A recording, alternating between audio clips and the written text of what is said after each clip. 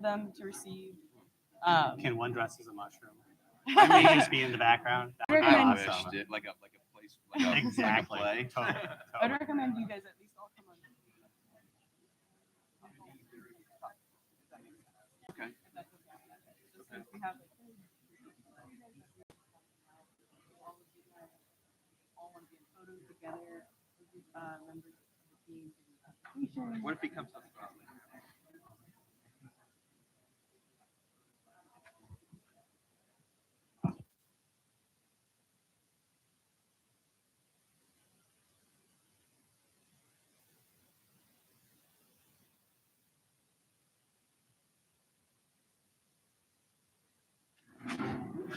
All right. Good morning, everyone. Can you hear me? Can folks in the back hear me? Excellent. Thumbs up. Great. Hey, welcome, everyone. Thanks for coming out on a Saturday, on a beautiful Saturday here to the new Energy Advancement and Innovation Center. How cool is this place? Yes, it deserves a round of applause. Hopefully a lot of you saw the solar panels that are up on the roof. At certain points during the year, this building will be producing enough solar to put energy back in the grid. On a day like today, not so much, but on average, a pretty impressive amount of energy is going to be generated by that solar. So thank you for joining us for this. This is the second Smart Campus Challenge that we've had on campus.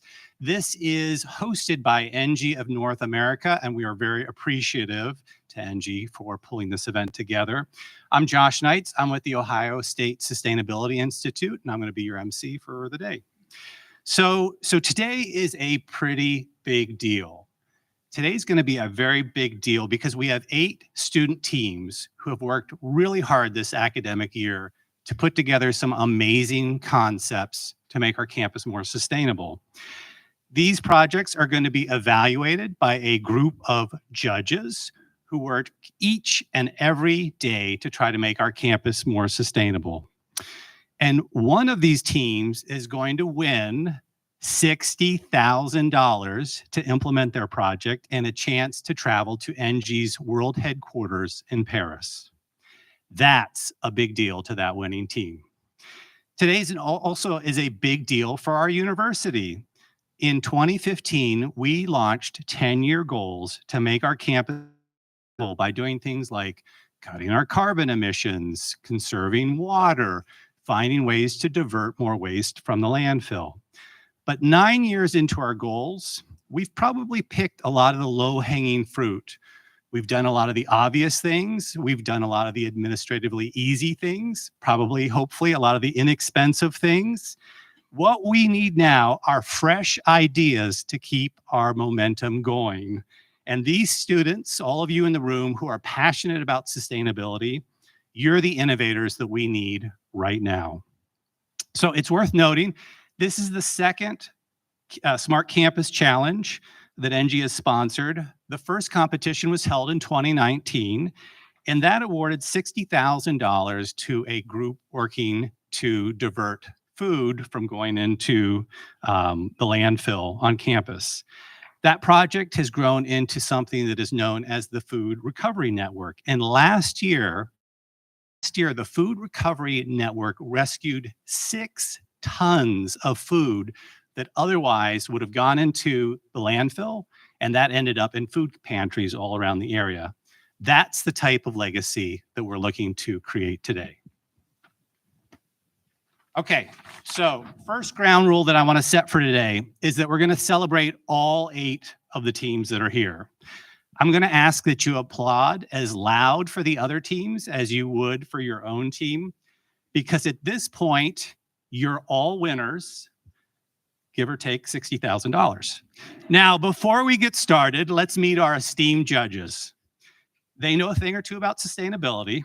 Each of these individuals work partially or entirely to make our campus more sustainable. And they're going to put their collective knowledge to work today to pick the best team that could maybe establish a legacy that is as big or even bigger than that Food Recovery Network from 2019. So I'm going to start off with Kate Barter. Kate is my boss. She is the Executive Director of the Sustainability Institute. Next, we have Joe Campbell. Joe is Senior Lecturer in the School of Environment and Natural Resources. He is also the director of the Environmental Professionals Network, and he's a new dad. So Joe brought some show and tell during one of the breaks. You can come and see Joe's baby. We have Aparna Dial. Aparna is Senior Director of Facilities Management and Sustainability. We have Cecil Akote, who deserves a special round of applause. First of all, he is Sustainability Program Manager in the Athletics Department, but he is, as of 2 days ago, Leap Day, right? A new father as well. So congratulations, Cecil. And here he is. You've got like 20 plus years to, so. Tom Reeves, Director of Sustainability in the Office of Student Life. Tom, new father? Okay, good. And then finally, we have Siddhar Tufekci, who is Vice President and Head of Major Partnerships at ENGIE. He's our host here today. Thank you all for agreeing to serve as judges. There's 2 additional acknowledgments that I'd like to make. I'd first like to recognize Ryan Schmiesing in the back. He is Senior Vice Provost for External Engagement at Ohio State in the Office of Academic Affairs. Among other things, Ryan's portfolio covers the Sustainability Institute. Ryan, thanks for being here. And finally, I'd like to thank the faculty advisors of the student teams who were able to join us today. Would you please raise your hands if you are a faculty advisor? Thank you so much for coming out to support your teams. We appreciate it. So a couple of quick last-minute announcements. First, this is a zero-waste event in keeping with the theme of sustainability. So please go ahead and follow the instructions on the bins and other things that you see around here to help us achieve that goal. Second, we had an issue with the original live link streaming for the program. A new link is being sent out by a broadcast email right now. So if you have anybody that is joining in that you want to let them know to check their email for the new link, that's how they'll be able to join if they're having any problems. And then finally, student teams, it goes without saying, please be ready when you're called up. We're expecting you to get right up here or get set up as soon as possible so we can keep the program going and moving along. So with that, Siddhar, we'd like to ask you if you would officially open today's program. Thank you. In 2019, when Josh emceed the first Sustainability Challenge, I made a mental note not to follow him because he's a hard act too, but you can see I'm not a good note taker. So thank you, Josh, for pointing out why this is a big day for the students who are part of this competition. It's a big day for Ohio State.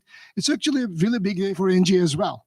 As I was driving down here this morning, and I saw the unique silhouette of the building, it occurred to me that this very facility is, with its concept and funding, is part of our contribution to this campus. And as you can see, the building is open, it's functional, but it really hasn't had its formal opening ceremony yet.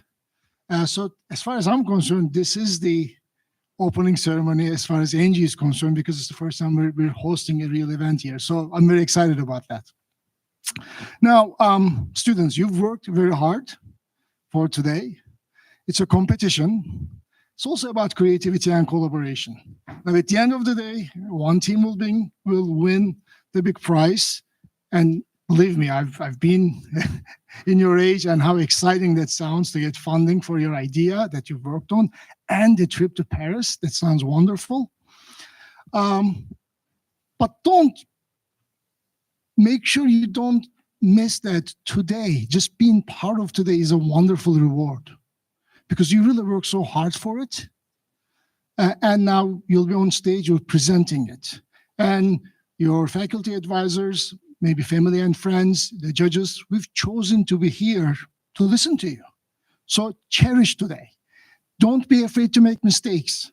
Mistakes are not only okay, they're actually required for a meaningful education and a meaningful career. So do your best, enjoy it, cherish it. We're very excited to hear you.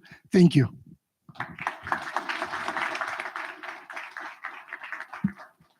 Thanks, Siddhar.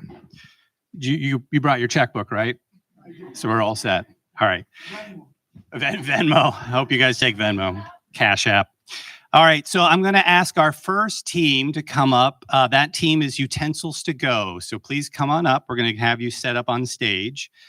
This team is looking to help Ohio State achieve its zero waste goal by reducing and ultimately eliminating single-use plastic utensils on campus. While we're on the topic of waste, there are no planned bathroom breaks during the program. However, there will be transitions like this one during the presentations, and we encourage you to use this time to stretch, use the facilities to minimize disruption during the presentations. Okay, Team Utensils to Go. Before I start, I want to let you know that when you have 1 minute left, I'm going to stand up and come back up. I don't think we have Kaya write any music that we play to let them know that they're almost at the end of their time. So I'll come. That's your warning that you've got 1 minute left. And for all the teams, please, we want you to observe the 10 minutes in terms of the presentation. One of the areas of rubric that the judges will be scoring you on is organization and presentation, and that includes making sure that you're on time. So with that, I'm going to let you guys take it away. Good luck.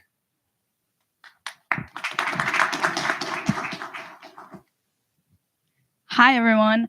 Did you know that the US throws away 40 billion utensils each year? That is approximately 308 million pounds of plastic waste. That is a big number, an even bigger problem. So my question is, why has no one tried to find a proper solution for this? And the answer is convenience. It's so easy to grab a fork and throw it away after your meal rather than to carry it, clean it, and dry it after every single use. And let's face it, college students are as lazy as it gets. So we at Utensils to Go plan on implementing a program that decreases the plastic waste without sacrificing the convenience.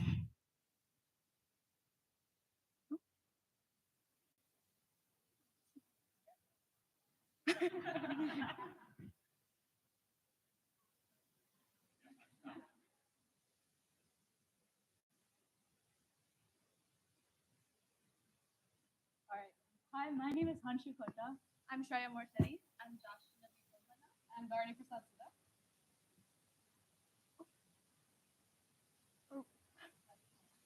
Okay. So while doing our research, we narrowed it down to 3 main problems. The first of which being that polystyrene is difficult to recycle. So this is the most commonly used material for once-used plastics. However, the recycling facilities that can manage this are far and few. So while it is technically recyclable, most of these still end up in the landfills. This leads into my second problem, that of plastic pollution. So polystyrene is extremely hazardous to the environment. It's not biodegradable and it contaminates the water and air with harmful toxins. And finally, the third problem is that while plastic utensils seem like a fairly inexpensive cost, over time the cost adds up, and in the long run, reusable utensils are a much better alternative. Now, let's take a look at just OSU. From January to December 2023, from the data we received from the dining services, we found that the 3 dining halls on campus use 2.5 million utensils. This is approximately 20,000 pounds of plastic waste going to the landfills in just 1 year. And this also cost OSU a whopping $78,000. But we say we can plan on implementing a program at a single fixed cost of just $60,000. So of course, we want to give you the best design for our program. So we considered numerous prototypes and numerous design considerations. We first had looked at a hard shell casing with built-in utensils, the second being a mesh dishwasher-friendly fabric pouch, and the third being built-in utensils that go directly into the pre-existing to-go boxes. And after further consideration, we found that the snap-in utensils are the best option for us. So to finalize a design for a reusable system and gauge student utensil usage, we've sent out a survey and conducted some convenience sampling interviews. We asked students for their thoughts on either a semester-long loan or a daily use and return program.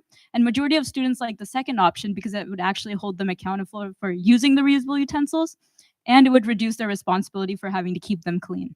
We also pitched our last 2 prototype ideas to the students, and they agreed with us that it would be most convenient to have the utensils within an existing to-go box rather than a separate pouch that could be easily misplaced.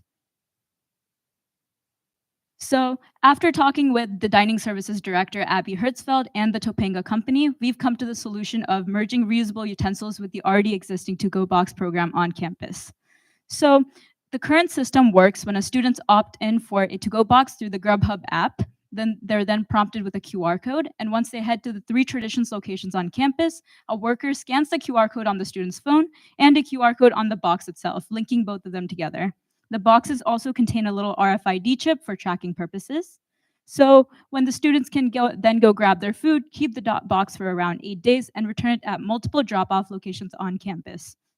These boxes are then all collected over and taken over to the Moral Cleaning Facility, where the building contains some RFID readers, so that boxes are all checked in, and then they're cleaned through an industrial dishwasher, making sure everything is clean and safe and out for distribution once again.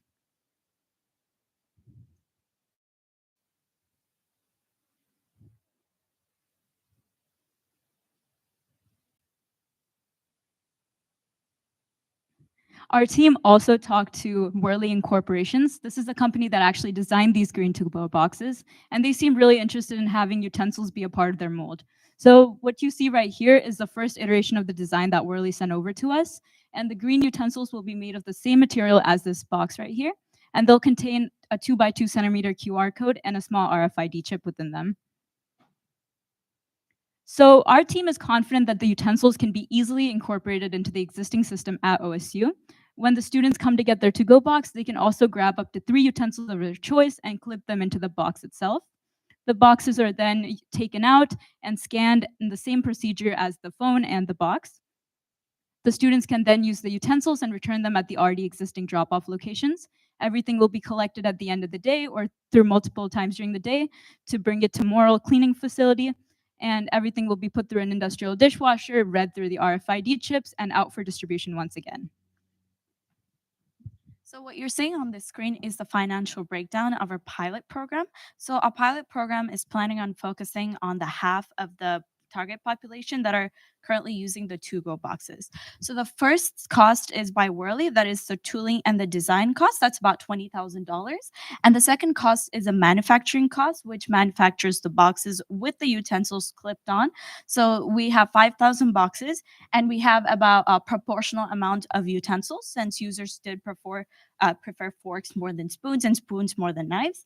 And then next we have the labor cost, which was recommended by Abby, our dining services director, to have 2 part-time employees assist with picking up the utensils that need to be cleaned from the returns and then redistributing them to the dining locations once washed.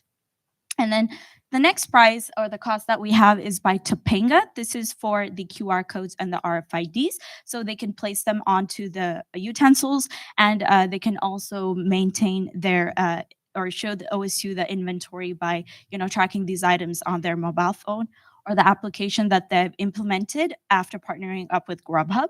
And the next cost we have is about $300. That's for like any small bins or tubs that we need to place the dirty utensils in, or for the dining to clean. And then the next is we have a budget set aside for any replacement costs. For example, if we have any of the boxes broken or we need extra utensils, we can definitely use that $2,500. And we have $2,300 that we're not using for anything at the moment, but just in case we need it for anything else, we have it aside. So here we're going to compare the cost accumulated per year to the non-recyclable utensils that Ohio State is using right now versus a Topanga or utensils to go program. Disclaimer, these values are not on point because the to go boxes has only been implemented for 1 year, so we still need to see how that's going to go. So that's why we want to do a pilot program to see if we need to make any modifications the next year and so on. So the red line is approximately what Ohio State will be spending in 5 years. That is $400,000 on like non-recyclable utensils, and that's like waste expenditure. And then the blue line is what utensils to go looks like, accumulated costs if everything goes well. So the first year it's $55,000 for just implementing 5,000. That's half of the to go or students population that use to go boxes. And then the next year we'll double that amount, so that would cover all 3 dining halls. That'd be 10,000 boxes with additional utensils.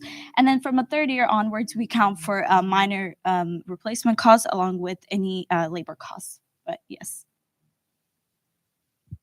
All right. Adding on to what Joshua was saying, another financial goal that we do have is to reduce the non-recoverable costs for OSU, which is the 80,000 first mentioned that OSU spends on their disposable utensils. Additionally, we're working towards two different stewardship goals here. The first and primary one being achieving zero waste on OSU's campus by diverting 90% of the waste away from the landfills. Additionally, we also do want to develop a university-wide, economically and environmentally favored product or system with our utensils to go system. So what are the benefits of our program?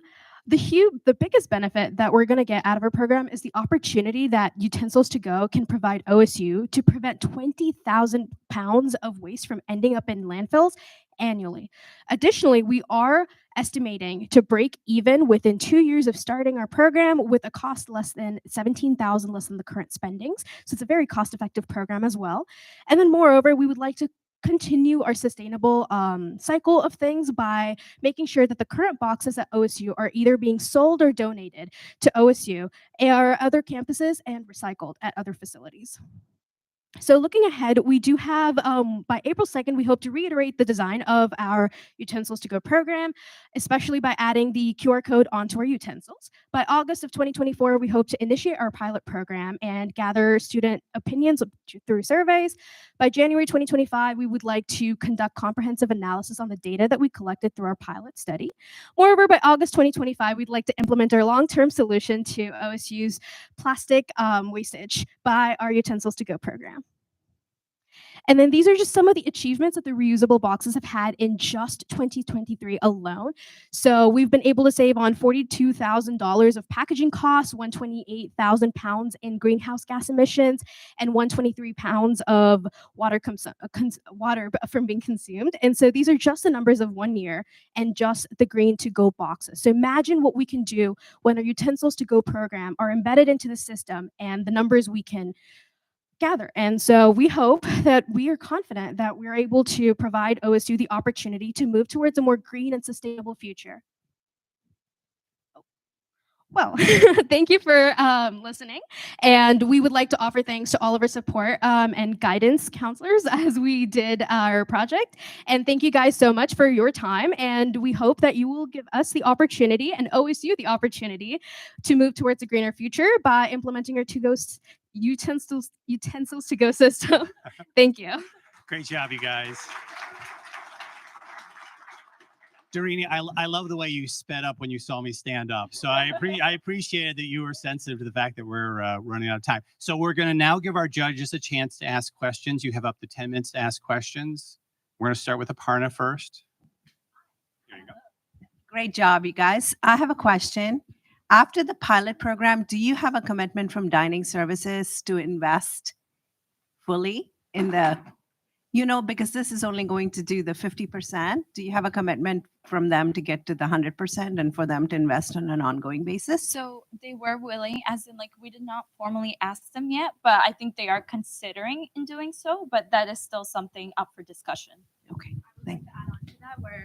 I would like to add on to that where technically we were in communication the entire time, and then they're more than eager to work with us. And other than exchanging the old boxes for the new boxes and implementing the utensils, there isn't much inconvenience that goes into them because they're already working with the recycling or the cleaning process for the metal utensils that are used in the dining halls, as well as the to-go boxes already. So they're while we don't have a solid contract written out yet, they're more than excited to work with us. Great.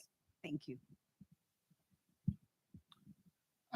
Great job with the economics and finances. One question maybe I missed it, so I'd like to ask. Since the number one reason why plastic utensils exist is convenience, how do you address the convenience issue? So let's say I'm a student, I grab one, by definition I'm lazy, I have my meal. How do I return it conveniently? Yeah, so because the cafes and dining halls are situated all around campus at very accessible locations, the same are with the return centers. They're located at each of these locations as a drop box for them to drop in, and they can drop their boxes and their utensils whenever they're ready, throughout the day at any time. So whenever they're reminded of it, and we give them a long enough period in case that they forget, a week, I think, so then they have enough time to return these whenever they can. Yeah, to add on to that real quick, the utensils don't even need to be clipped into the box. As long as they're within the box when they're turned in, they will all be scanned in by the RFID readers, and they don't need to be cleaned at all. So the students and the workers at the cleaning facility will take care of that. And adding on to the same question, sorry. Like you said, the plastic spoons are very accessible and they're everywhere and easy to go. It's the same process, except without the plastic spoons, we're just replacing those with the utensils to go spoon. So it's just like pick it up, clip, and go. That's it, right? It's the same process you do. Go to dining hall, take a spoon, and go. It's the same process, but we're just mandatorily replacing them.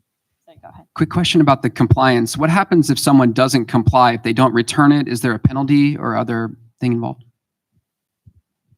Yeah, so the purpose of scanning the student's phone and the box is to link both of them together. So we do have the student's phone number to contact them, send a warning that these need to be returned within 2 more days, or you will be charged a small fee, which we are still discussing what that amount will be once we get that number out. Yeah.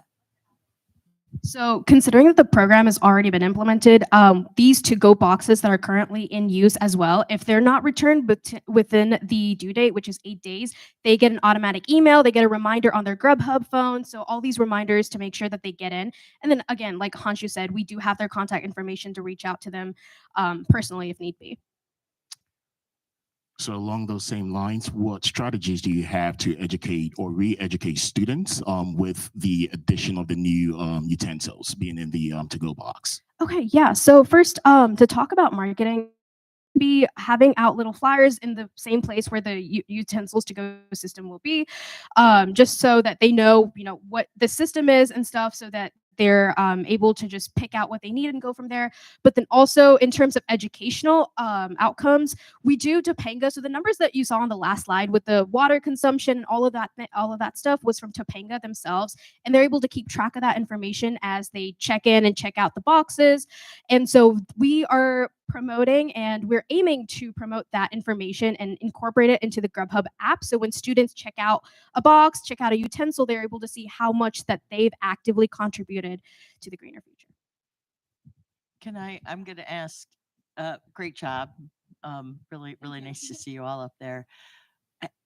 We are, of course, not the first university to implement a reusable container program. Has anyone, to your knowledge or research, included utensils? And what did you learn about the success or failure of those programs elsewhere? So, according to the company that we've partnered up with, Topanga, which is what OSU Dining Services is using to track the boxes and stuff, according to them, we would be the first university, to their knowledge, to implement a functioning program.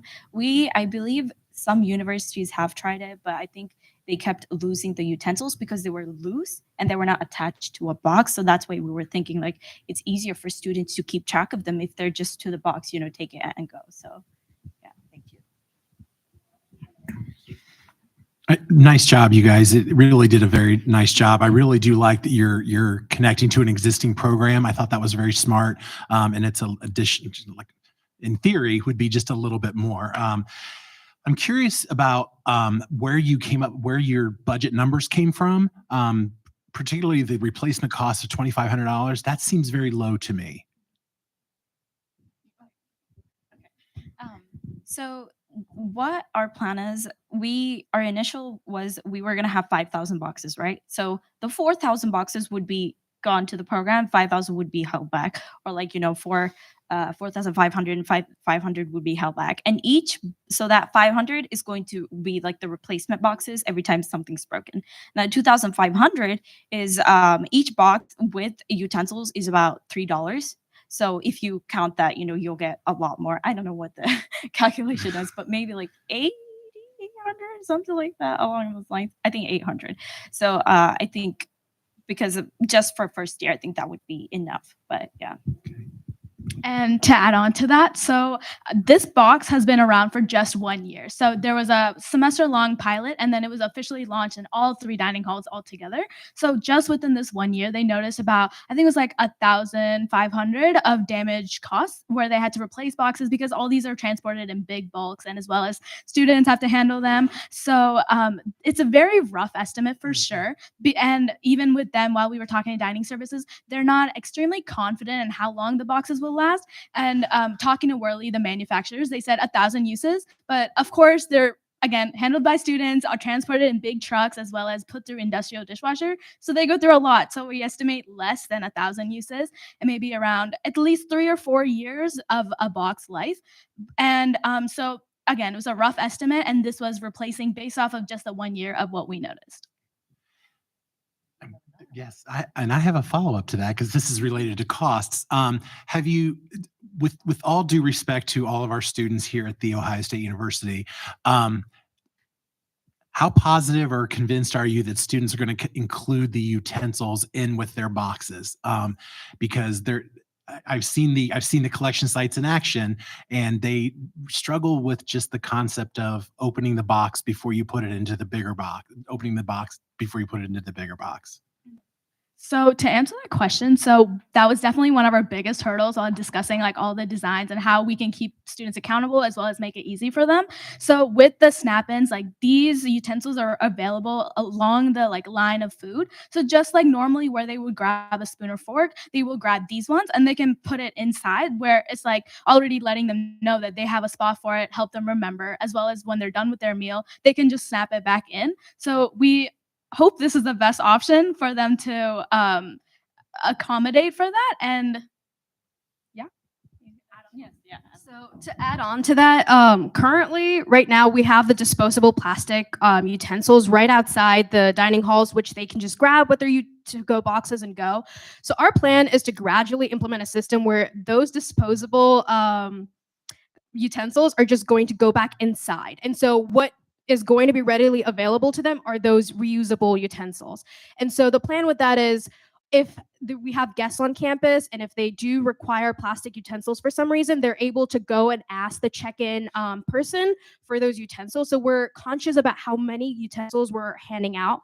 So then students are also, that's the way we're going to encourage them, is to solely leave them with no choice. So I want to. I've got the microphone. So, so what do you know about the durability of these actual utensils? Because one of my pet peeves is like, plastic, your utensil breaks while you're trying to eat something. How confident are you? You don't have a prototype of the actual utensil? Yeah. So the utensils will be made with the same material as those to-go boxes. So we can say the durability of the box is proportional to the durability of the utensil. So maybe. Yeah. Yeah. And so we assume because this is the commonly used for like water bottles and other things like that are normally sold at outside, like just in stores. So we know that those plastic utensils that are reusable last a long time. So this will be made of the same material. So we're confident that they will have the same quality and lifetime as the ones that you just buy normally. All right, great job, utensils to go. One more round of applause. All right, we'd like you guys to make like a utensil and go.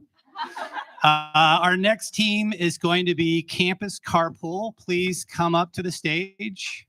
Campus Carpool. Great job, guys. Go, you can just go, yeah. This team aims to encourage student carpooling through an online interface that allows users to request or offer rides to locations off campus. And I will say that as I was driving up, Campus Carpool showed up in one car. All 4 of them were in the same car. So they are definitely practicing what they're preaching here.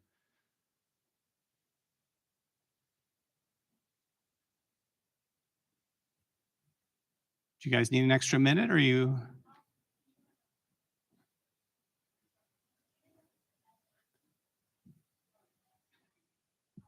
Can you? Okay.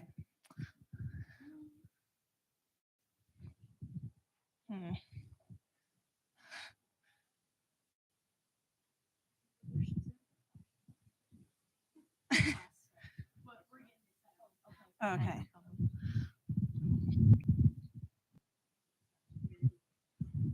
All right, while they're getting set up, is anyone in the room had a baby within the last 4 months? Anyone, a new mother who's had a baby? Oh, great. Okay, good. So this is a little audience participation. We appreciate you volunteering, even though you probably didn't realize you're going to volunteer. What's your name? Loza. Nice to meet you, Loza. I'm Josh. So leave it at easy question for you, we hope. So NG is the sponsor of today's event. Do you recall in what country NG's headquarters is located? France. That is correct. Congratulations. Here are some Ohio State Buckeyes for you to enjoy. I hope Kareem does not have a peanut allergy, so do not give it to him. Are you guys ready yet? Okay, we're all set. So really quickly, we passed out a few packets with our information, but if you didn't get one and would like one, you can scan the QR code up there. Yeah, if you want to.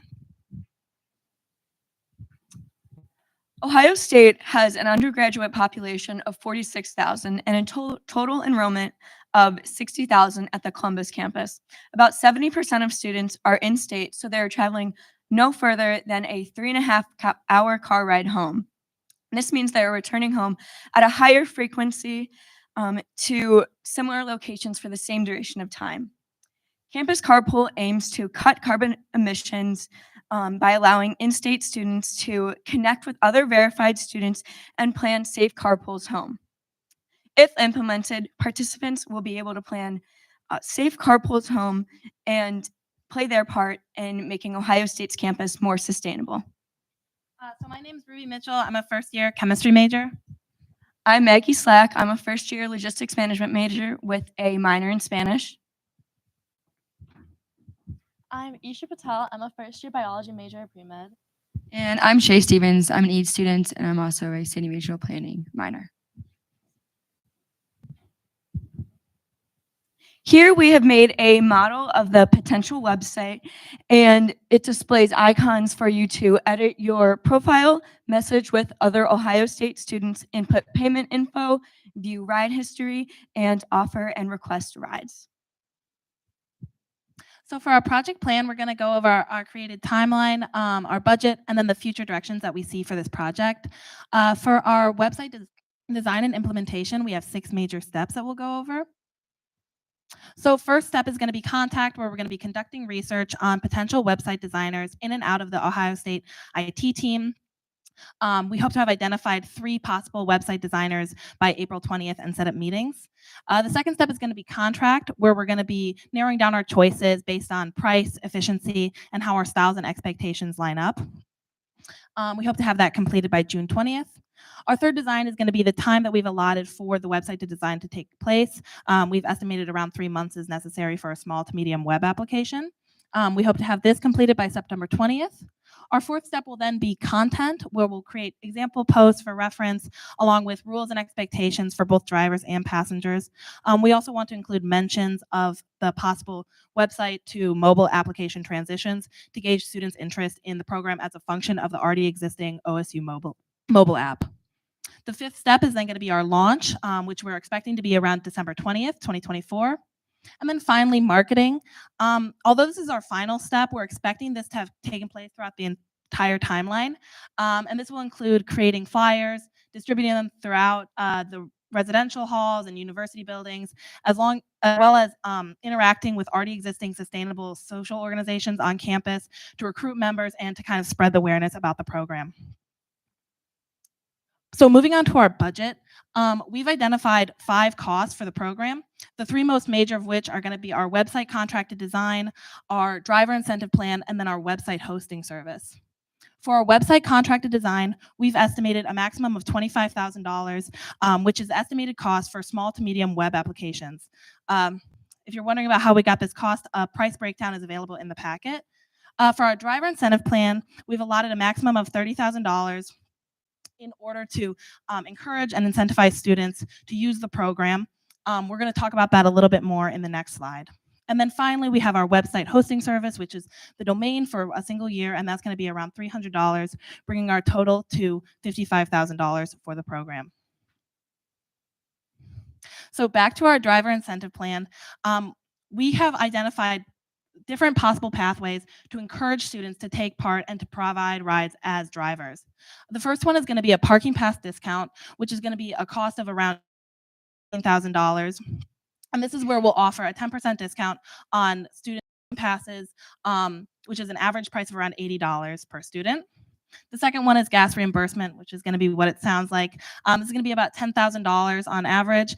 And this is going to be where we offer to provide the cost of the gas for rides that were created and then executed through the Ohio State website carpool program. And then finally, we have the community service. And there's not going to be a price on this, but it's a great opportunity for students to merge with already existing social organizations, to take credit for the involvement that they have in the program, to count their hours, and overall just to understand that their involvement is a social justice opportunity.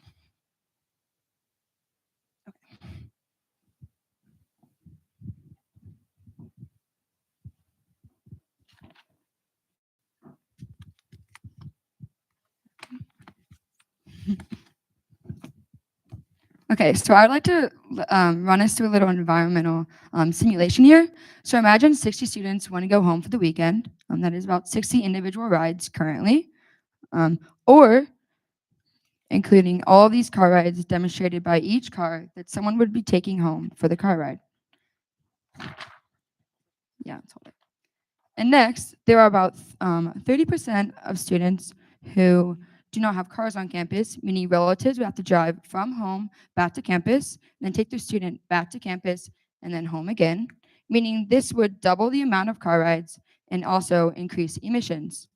Or students could connect through campus carpool and make groups such as 3 students per car, and that would decrease the amount of cars. As shown here, there are only 20 cars. Rather, earlier, there were 60 cars. So, as I stated, this would decrease emissions. Now, I'd like to go over the amount of emissions that this would decrease.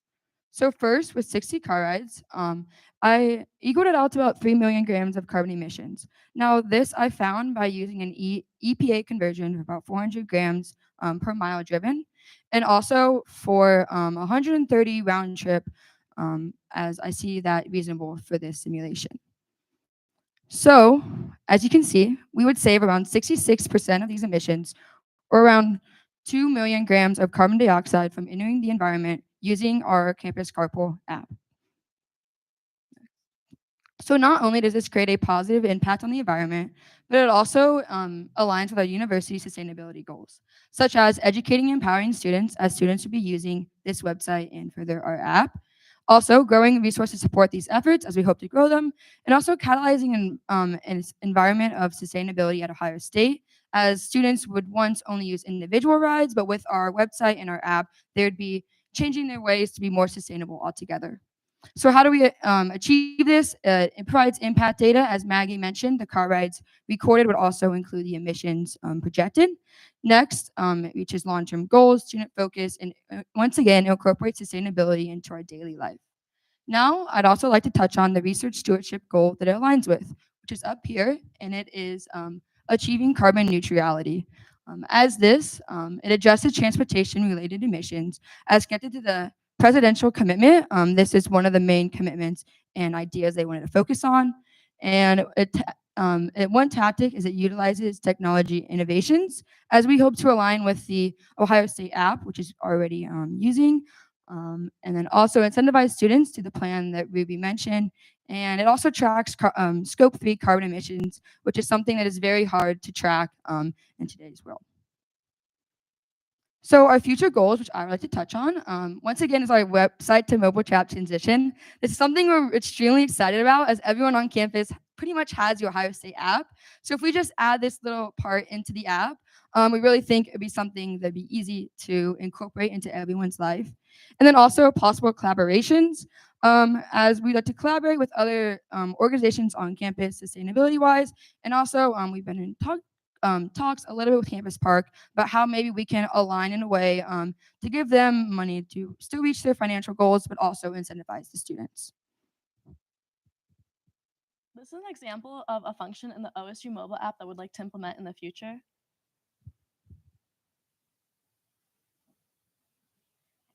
And as a team of young driven individuals, we'll be here to see this plan through. Our proposal is capable of greatly decreasing the carbon emissions emitted by OSU students. If only 600 students were to use our app one time, it would decrease emissions by 20,800,000 grams. And this is an underestimate because it's not counting coming to pick up their kids or going back home afterwards. And then this program allows our community to take advantage of the qualities of our public state university and overall encourages a campus that is better connected, more energy conscious, and dedicated to efficiency and progress.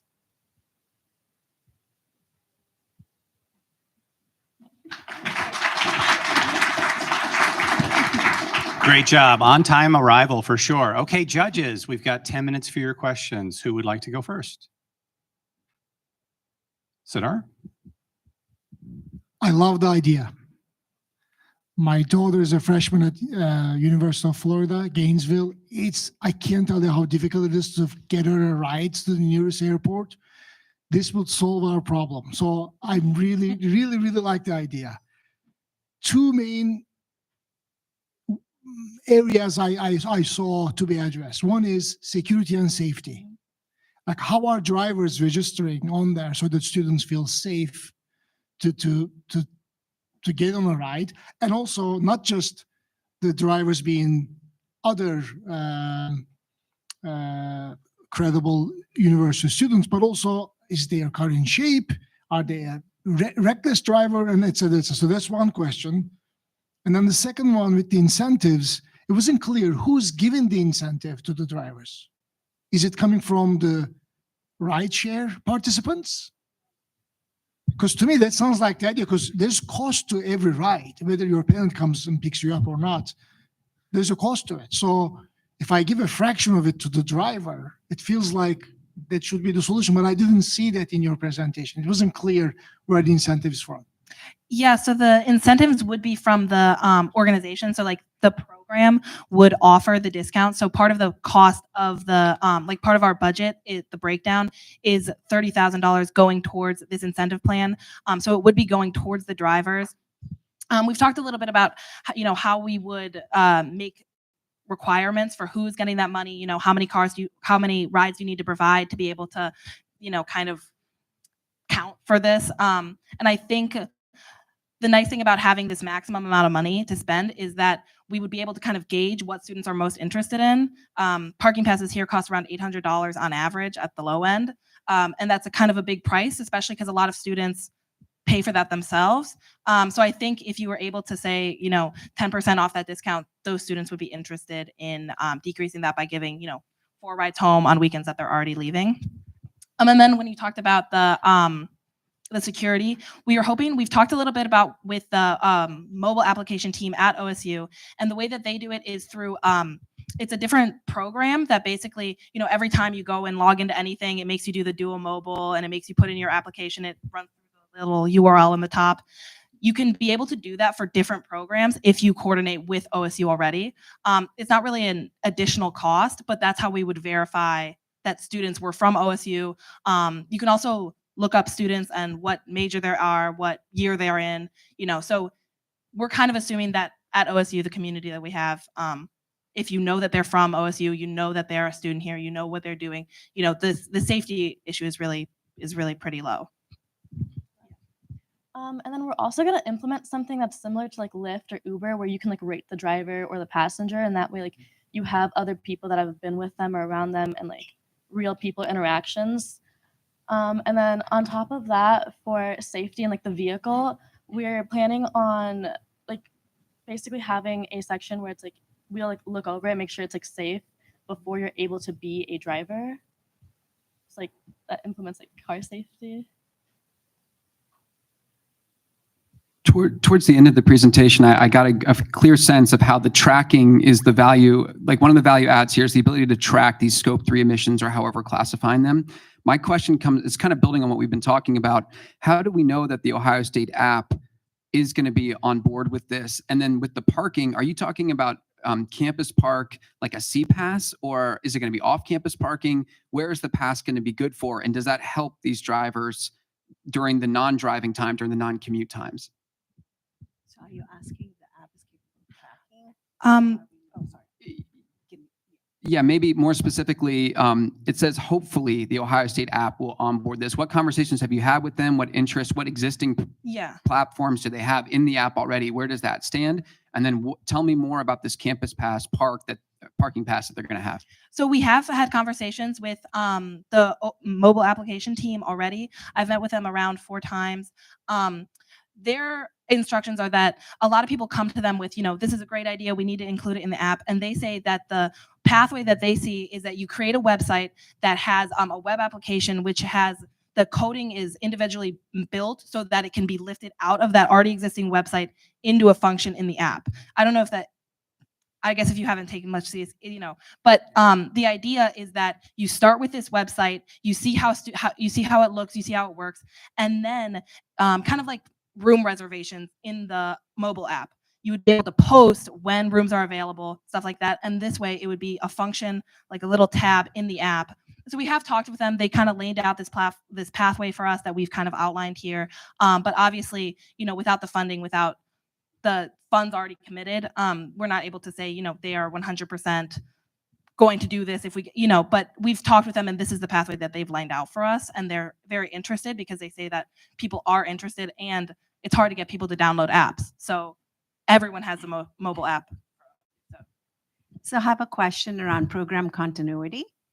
Say you get this and you get this started, who's going to maintain it on an ongoing basis? Where's the ongoing funding going to come from an incentive perspective or whatever that might be for this program? Yeah, so the nice thing about the OSU being such a huge organization is that their mobile application team has already employed like around 10 full staff people that are their whole work on the mobile application, and they're always dealing with and fielding interest in adding functions to the OSU app.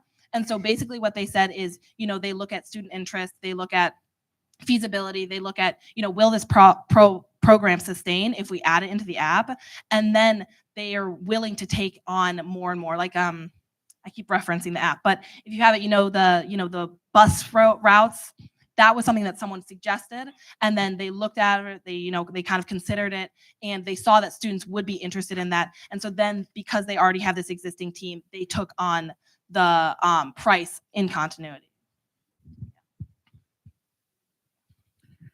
So I'm curious to know if there were any stakeholder engagements performed since this project is specifically targeted to students, and what the feedback were. I can touch on this a little bit. So as I'm a senior freshman year, I remember in our floor group chats, people would ask if anyone's going home a certain location, or also people would ask around for this. So although we haven't formally done a survey or anything, just personal experience, I've recognized through clubs I'm in, people ask for rides to go home in other sense that way. It's a more formalized way to ask for rides and I guess efficient way.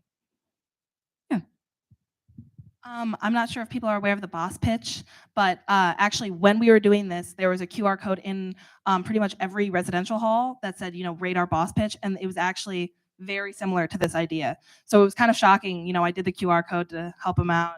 And it was kind of shocking to see that it was a very similar idea that different teams, different students had kind of identified as something that they would be interested in having. So I would say that there's an interest on campus.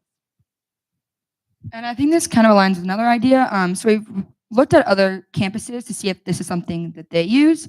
And I saw that Maryland, a student, launched something like this, and now the university takes on a program like it as well, and also at Emory. So it's just interesting to see that at other large universities, there are these ideas to implement these programs. So I wanted to ask you a couple questions about the sustainability impact of this program. I mean, Scope 3 emissions are the vexing emissions to try to deal with. There's no question about it. But did you do any research into how much of our Scope 3 emissions might be from employee or students' transportation? Because did you investigate that, what segment of our carbon footprint this might actually address? Yeah, so I looked at I believe it was a president commitment from President Drake, and he said that student transportation is about 10 to 15% of our carbon emissions. And I also know there was a faculty program like this in the past. So I do know that transportation, if I remember correctly, is the second largest thing that we're trying to focus on for transportation, for carbon neutrality. So I have looked at on the past, but right now I do not know the exact numbers that it addresses. So I know. Hello. Okay. I know USG has done rideshare programs in the past. I don't know if they still are doing that. Did you look into the popularity of those? How much were those used? Any problems they might have had that you would be able to overcome?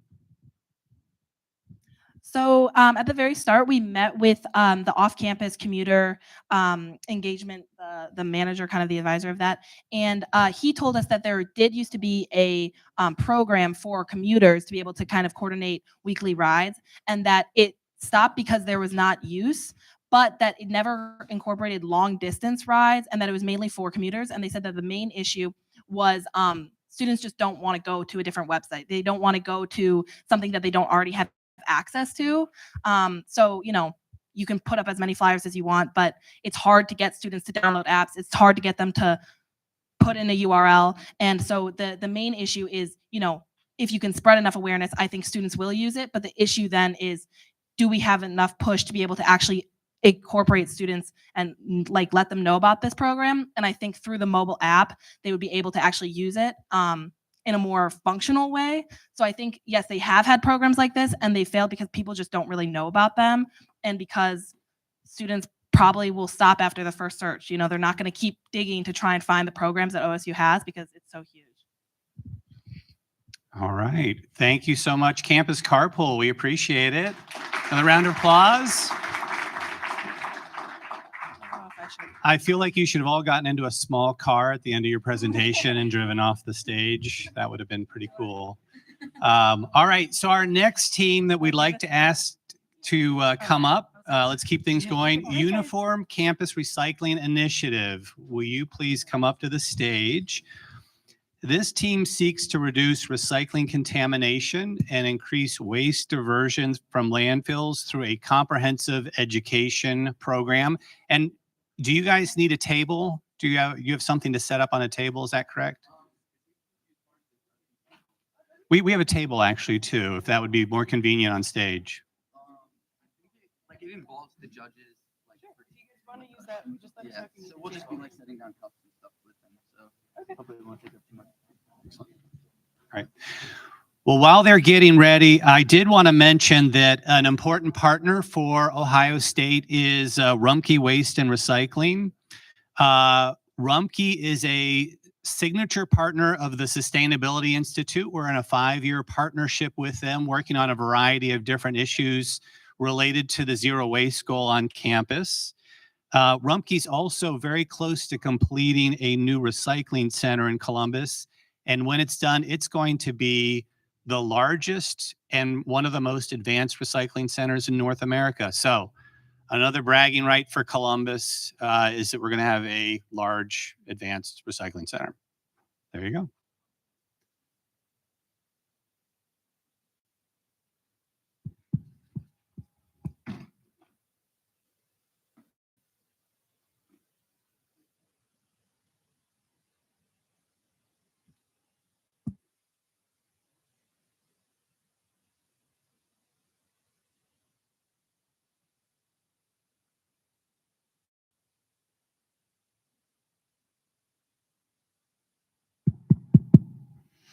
All right.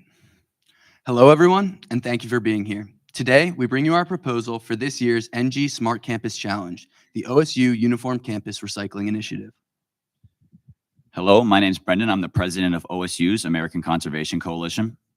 Hello, everyone. I'm Lauren Wagner. I'm the president of Sustainable Steps here at OSU. Hello, I am Sage Chesser. I'm the Sustainability Chair of my Community Council and a Zero Waste volunteer and presenter. Hi, I'm Ben Rosenthal, president and founder of OSU's sustainable student organization, EcoPeace, and Molly Kathleen is our advisor. She's an OSU Zero Waste volunteer and on the board of directors for the Association of Ohio Recyclers. When we looked over the resource stewardship goals, there was no question which one we felt was the best choice. The university has a goal to divert 90% of waste by 2025 to increase the zero waste effort. While we're honored to be part of a leading university, we have much to do before we're in the upper ranks of waste diversion, where some schools sit at a diversion rating of over 70%, with us only at 41%. With this goal in mind, we assessed OSU zero waste data and found that we have less than a year to more than double our results in order to reach our goal. At the current rate of improvement, we wouldn't catch up to other leading universities until 2045, and we wouldn't reach our goal until 2061. So we asked students how clear recycling information is on campus and how easy it is to access recycling bins on campus. The vast majority of students feel that recycling on campus is somewhat clear and very easily accessible. If that's the case, what is the disconnect keeping us from reaching our diversion rate goal? Students also feel that while we've made recycling accessible, we lack with a formal education and information regarding recycling, leading our students to feel confused about what items can be properly recycled. This is the disconnect. Although we have made recycling accessible for our students are not able to recycle because they have not been properly and specifically informed. Now, judges, please pick up the items we've placed in front of you. We're going to lead you through a demo that shows how much you all know about recycling and puts you in the shoes of our students. As Brendan walks by, please determine if your items are recyclable and toss them in the respective bins. Ready, set, go.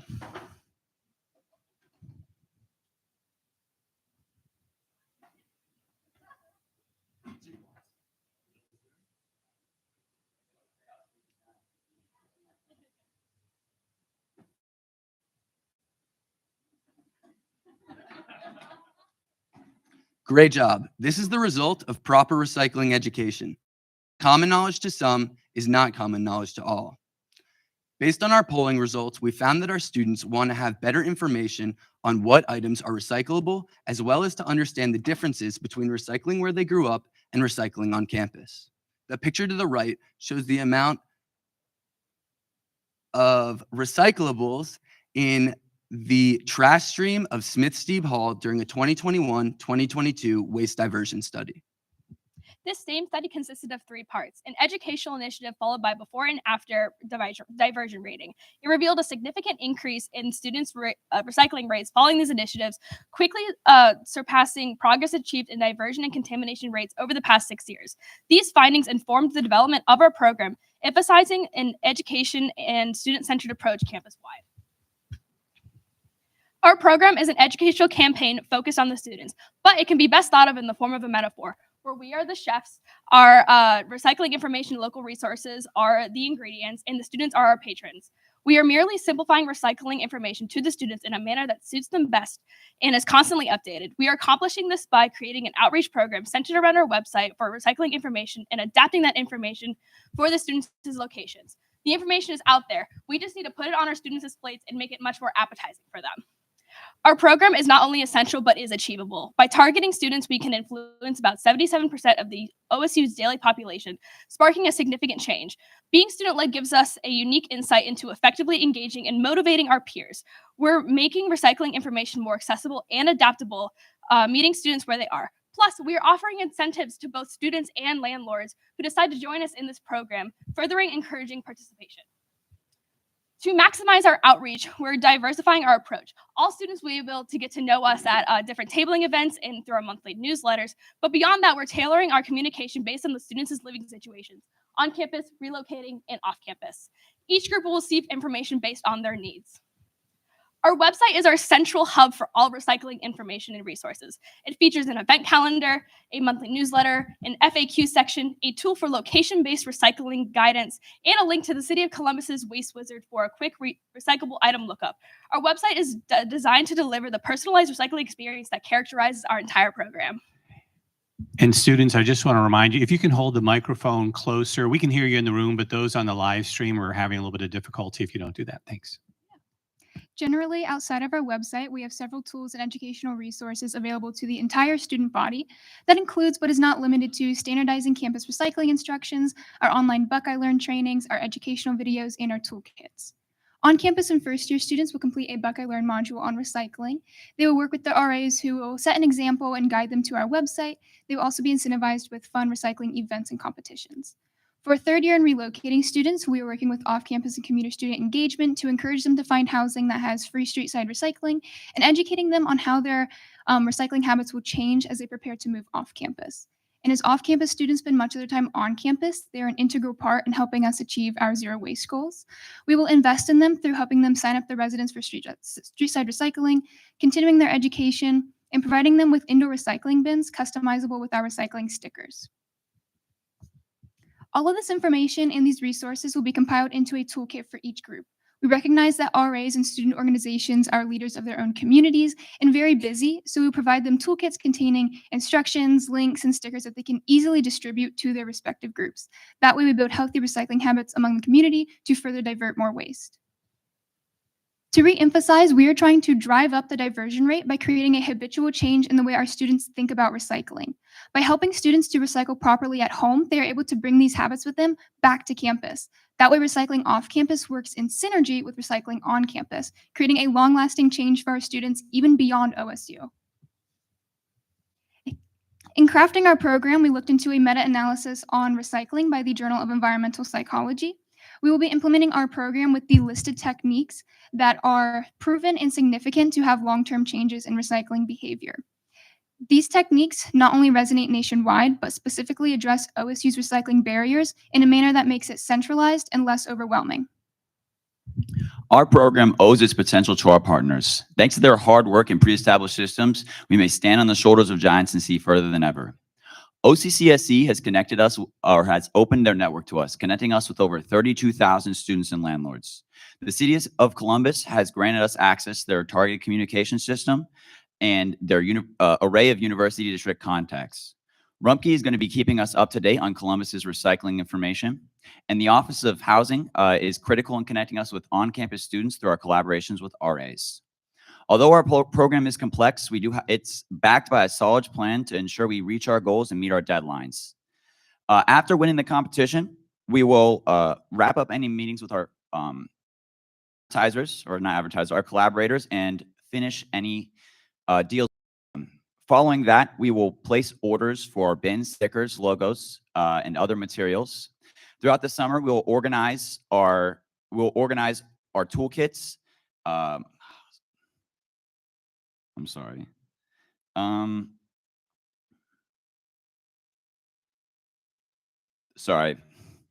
Distribute our information and advertisement to our collaborators, and then in the following 2 semesters, we'll implement our program. This implementation is broken down into 4 pieces: adaptation, a weekly review to meet the changing demands of an educational year; planning and organization, managing these adjustments, we'll draft our plan of action; and part 3 is action, the specific outreach efforts and distribution of materials; and then part 4 is review, measuring of our success and reporting this to OSU and the City of Columbus. This ties into our budget, which also can be broken down into 4 key sectors: resource expenses, covering physical items like bins; logistics, ensuring efficient distribution of our materials; infrastructure, the backbone systems that keep our program operational; and active marketing, our innovative outreach attempts and incentives. Unique to our approach, spending is demand-driven, ensuring we only allocate enough funds as needed to serve the entire student body. This prevents unnecessary expenditure and also ensures our investment is valuable. In summary, we face a critical issue. OSU is currently only diverting 41% of waste on campus from landfills. The Uniform Campus Recycling Initiative seeks to address this through a multifaceted approach, enhancing recycling education, providing accessible resources, and fostering community engagement. Our management ensures every dollar is effectively allocated, bolstering our drive for 90% waste reduction or diversion. This initiative is more than a program, it's a movement that will have a legacy beyond our community. And together, let's make OSU a beacon of sustainability for campuses everywhere. Thank you all for listening. We now open the floor to any questions. All right, great job. Team Campus or Uniform Campus Recycling Initiative. Great job, guys. Okay, this presentation has Tom Reeves from Student Life written all over it. So I might start at this end of the table with questions from the judges. Tom, do you have a question for our team? I don't usually wait for other people. So yeah. Great job, guys. I guess I'm a little confused because the 41% diversion rate that we currently are achieving is all of our efforts. What is our current diversion rate as it relates just to recycling Do you, if you know that, and how will this help that number increase? Say, if I'm familiar with that, it's slightly lower than than in OSU's sense, as we do a tonnage measuring of our system. So that's where composting has boosted us. So if anything, it is slightly lower. So in our comparison to other universities, we compared to, I think, Texas A&M and Rutgers, which both have a 70.6 recycling diversion rate, and then Rutgers with a 63. Those are both cited in our paper. I might not be citing the exact number, but I believe that if anything, the actual recycling is lower. And if that answers your question, like the recirculate. Okay. Nice job. And you know, I've forgotten my question, but it's coming. Look, I'm going to come back because I had it, and this is what happens when you No worries. get close That to happened to me in the 60. speech. So my understanding was that you guys were primarily education, but I was a little confused. There's some infrastructure and bins. Can you speak to that? Like I wasn't clear. In terms of like where your budget allocation is going, can you speak to that with a little bit more clarity? Yeah, I can add some detail, but Brendan, I'll hand Brendan the microphone to talk about the budget. So yes, you got it correct. Our program is an educational campaign for the students, and it applies to all students.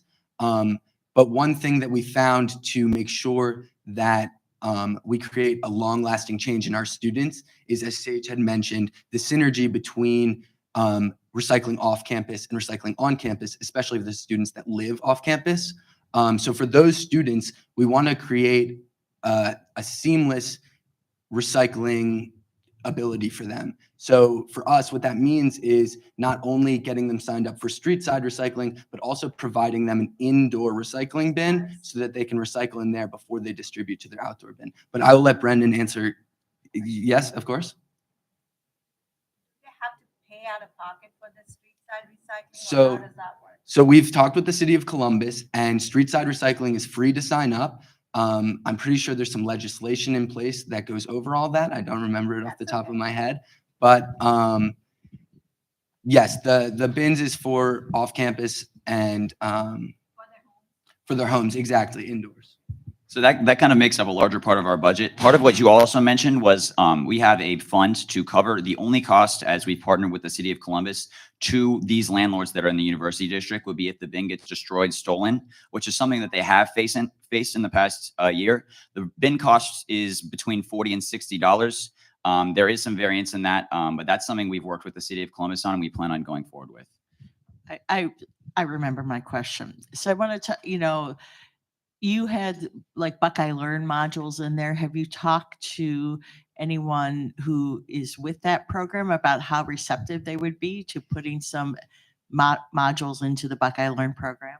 Yeah, they said like once we were going through the competition, like once we were all done, we just send them our educational modules and they would be a super easy thing to set up. And really no time at all, because I've taken a bunch of Buckeye Learn modules. They don't really seem that complex. So they just need the information and the sign off from the university and then we'd be good to go. And I'd like to add that Molly Kathleen, our advisor, she's put together these Buckeye Learn modules before. In fact, during the waste diversion study that we had mentioned, she's made a specific Buckeye Learn module for that actually at this point is a bit outdated because of the recycling facility having new abilities. But yes, the Buckeye Learn module, we have been in contact with people. And in fact, the Office of OCCSE had even mentioned creating a plethora of Buckeye Learn modules and maybe even making like a punch card, and there would be like a reward if you completed all the modules and things like that. But we haven't worked out the details with that yet, just a possibility. Just one more thing.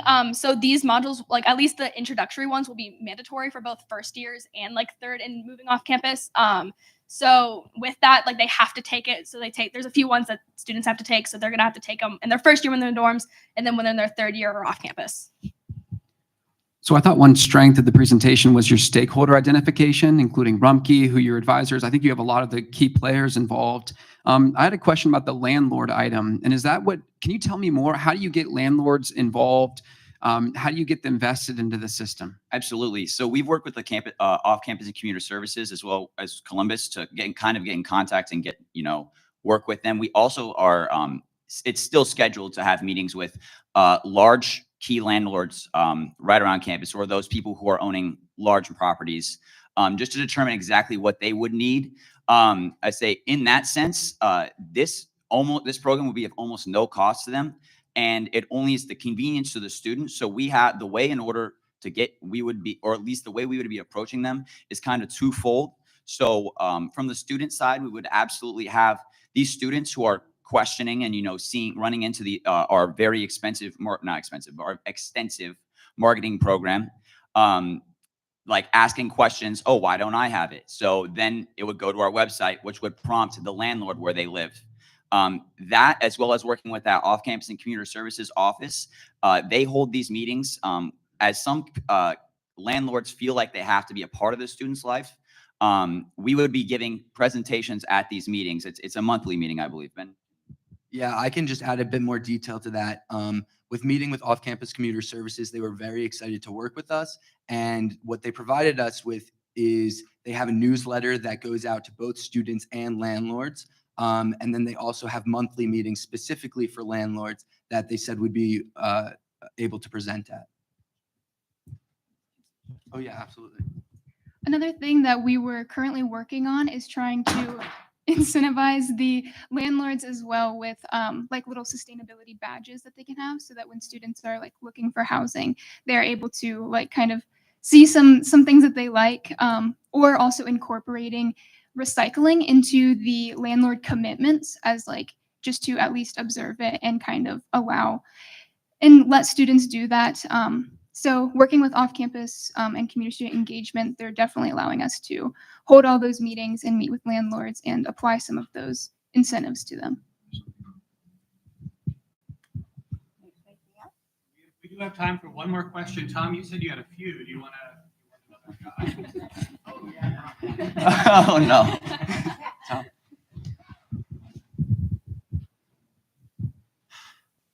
Oh crap. It's gone. I have a question. Go ahead. Yes, ma'am. So talk to me about about reaching students, because anyone who can give me the secret weapon to get students to read things is like, that would be amazing. How do you think you're going to reach them? I'd say, so we, as all four of us have met through our engagement in the student community. Ben runs EcoPeace. I'm the president of a sustainable organization here on campus, and Lauren's the president of another sustainable organization here on campus, as well as Stage being involved with all three of us. So we have had great success in engaging students through our events. So we're probably going to approach, in that same manner. Getting them to read something might be, or it is in fact, a little bit different, but that's kind of where we're going with that, the meta-analysis study approach. So we're going to be approaching them with human psychology in order to best, remove the barriers. As I believe a prior group has said, college students are lazy. I feel like everyone's lazy, to their own extent. So you definitely have to remove as many barriers as possible to increase the average people that are going to be getting involved. I don't know. Yeah, just to add a bit more detail on that, we have been comparing our program a lot to the program that our advisor Molly Kathleen ran for the waste diversion study. And what we're finding is that not only did her program mainly focus on faculty, but as our program is going to focus on students, we feel that we'll be able to engage with our peers in a way that somebody who is not a peer will find difficult. We're thinking about optimizing social media strategies as well as just newsletters and the regular forms of interaction. And just with us being leaders of major like environmental organizations here on campus, students have come to us asking how they can better recycle. And it was really hard to give them that information, which kind of started this entire project from the start. So we know that students do want a change, and we're the ones who are going to be willing to step up and help make that change with them. Most of the idea is like recycling being overwhelming, of course. So bringing it all into one place where you can easily access it, bookmark the website, and then kind of having things come to the student in a way with the newsletters, with the toolkits, just making it as simple as we can. QR codes and stickers to just have that constant reminder and easily scan with your phone to look up an item. We have Tom. So you did address how you're going to talk about work with the landlords, and I like that you're engaging off-campus computer student services or computer OCCSE. OCCSE, yep. Thank you. So that was fine, but can you talk a little bit about, because you talked about educating RAs and some of that, how have those conversations gone with housing? You mentioned that you talked to them. How did those go? Absolutely. I say Ben can definitely answer that question. Yeah, I've met a couple times with housing. I'm blanking on all of the names right now, but in fact, I actually just had a meeting with them yesterday. And what they said is that, you know, for on campus, our strategy is to use RAs as best as possible to kind of help facilitate things. But what we're being very aware of is making it very easy for our RAs, because they're students first and they have lives and whatever. So we're just making sure that any information we give them to distribute is very easy for them to work with, and we'll make sure that, you know, they're partners in this project, so that, you know, they always have our number and access to reach us, you know, whenever they may have questions or whatnot. All right, team, congratulations. Well done. Another round of applause. All right, great job, you guys. We'll go ahead and drop those down there. Loza, don't let Ben hold your baby. I'm sure he's got some issues at the moment. He's working through. All right, our next team is Team AgriBloom. Team AgriBloom, very appropriate that our last presentation before lunch is going to be focused on agriculture. Team AgriBloom aims to use cutting-edge soil sensor technology on our campus to measure carbon capture, reduce fertilizer waste, and improve crop yield. All right, and as they're getting set up, I would like to take a moment to recognize a few of the NG professionals that helped make today possible. So we've got Kaya Weston. Kaya, raise your hand. All right, Kaya. Sarah Buckingham. Sarah is in the front here. Sarah, thanks for all your efforts. Mia Fromeyer, where's Mia? She's outside doing the work. Yep. Maggie McNulty, Maggie. And then finally, Allison Stonebrook. Allison, thank you. All right, big thanks to everyone for the hard work that went into this program. Team AgriBloom, are you almost ready? We'll give the, Satvik, can we give you the microphone?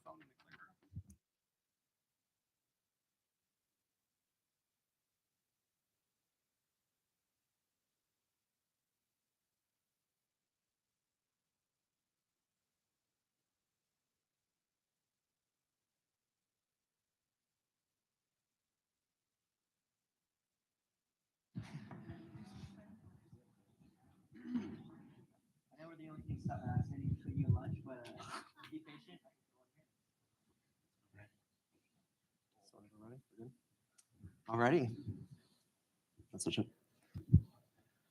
All right, today we're going to talk about our project, AgriBloom. My name is Caleb Riddle. I am the CEO and co-founder of AgriBloom. I'm Rohan Kovac. I'm the CTO and co-founder of AgriBloom. I'm Satvik Gupta, and I'm the sustainability manager of AgriBloom. I'm Max Rojan Asaktakun, and I'm the CINO at AgriBloom. So you guys are lucky. You guys get to hear about the 20 years of my past life. I grew up in the rural town of Baltimore, Ohio, extremely agricultural. I saw firsthand the devastating effects that unsustainable agricultural practices have on communities. That ultimately inspired me my sophomore and junior year of high school to patent a carbon capture technology. That ultimately led me down multiple paths of meeting amazing people and talking to amazing administrations. Also, not to brag, I met 2 presidents out of that. So moving forward, I was like, there is so much more that we can do. So I found like-minded individuals, and we decided to tackle a much larger problem. And here's the problem: agriculture. For example, on OSU, we waste 300 to 320 tons of fertilizer a year. That is $200,000 in runoff. If we keep going, there's no live sensor tech on the market, which ultimately leads to data reads that lead 500 pages for farmers to read. And also, there's no digital infrastructure that facilitates an online platform to formulate all this for precise and sustainable practices. Then we go on to climate. Right now, we have a lack of precise carbon measurement, which leads a lot of technologies currently on the market unable to be read, creating thousands of missed and unrealized capture gains at OSU for carbon capture. And the lack of domestic offsets ultimately puts the price of carbon into somebody else's hands rather than making OSU a capture bank. AgriBloom's solution is composed of 3 major components: real-time soil sensing, carbon measurements, and waste reduction. So let's start with an example. Let's say, for example, we have a farmer with 100 acres, and when he goes to plant, he blanket applies fertilizer to all 100 acres. What if I told you only 25% of that soil actually needed that fertilizer? Well, the farmer wouldn't know, because current soil sensing technology and current soil testing is expensive, it has long turnaround times, and it's inaccurate, not to mention 500 pages. That's where AgriBloom's solution comes in. With real-time soil sensing technology and precision agriculture, we can tell farmers exactly where to apply their fertilizer. In addition to measuring nutrients like nitrogen, phosphorus, potassium, soil salinity, soil temperature, pH, etc., we can also measure and validate carbon readings in the soil.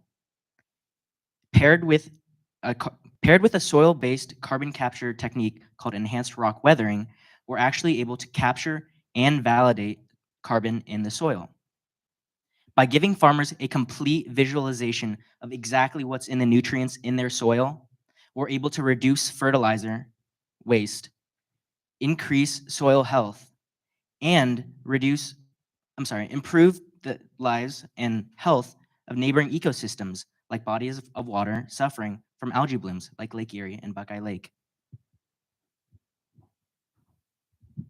So by measuring the soil's electrical properties, we're actually able to determine key parameters like NPK, moisture, and pH. Additionally, by using near-infrared spectroscopy, we're able to take a spectral reading of the soil and determine the organic and organic carbon in the soil. Cross-referencing these sensors allows us to create a 3D map with GPS data, and utilizing AI for analytics, we can plot a comprehensive map of the soil. These sensors undergo robust encasement, ensuring that they're able to withstand the physical stress and strain, as well as the moisture and dust of the farming environment, where they're then integrated onto OSU's tills and drugged through every inch of the field, ensuring data that is at minimum 50 times more potent than anything else on the market. Yeah, just to make it clear, so we'll be attaching these sensors to actual tills. The tills will be drugged through the field, and then the field will gather the data before we can process it and make our project. We'd like to show you a quick demonstration right now.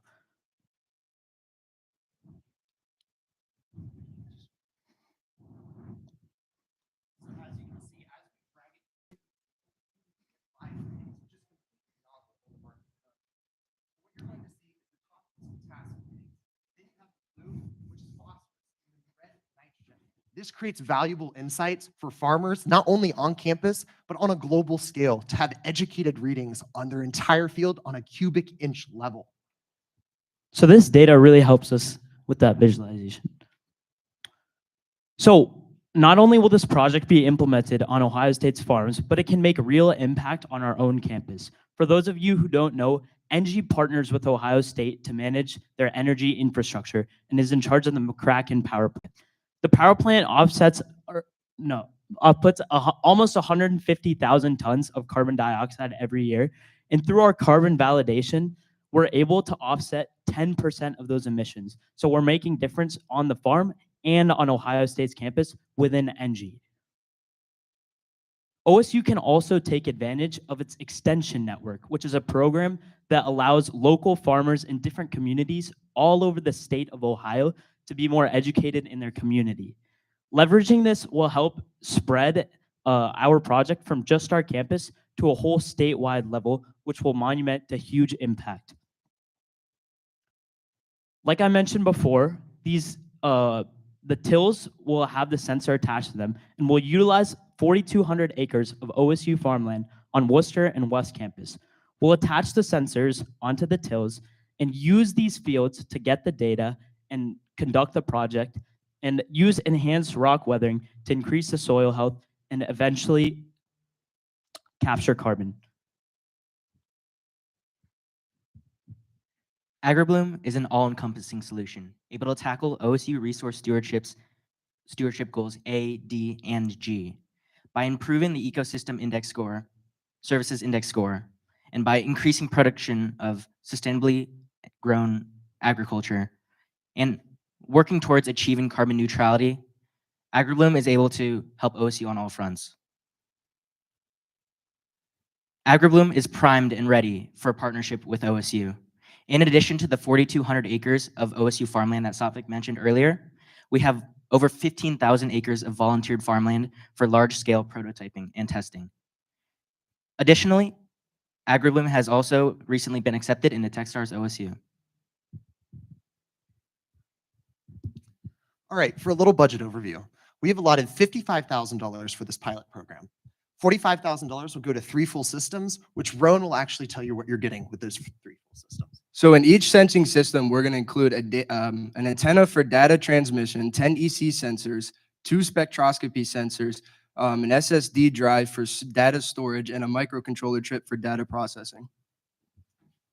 We have also allotted $10,000 for enhanced rock weathering, which is olivine elements that are spread on top of farmland in which we're able to sequester carbon. That ultimately results in a carbon credit. 45Q tax credit, for example, which passed in 2016, allows for an $80 tax credit per ton of carbon caught and sequestered.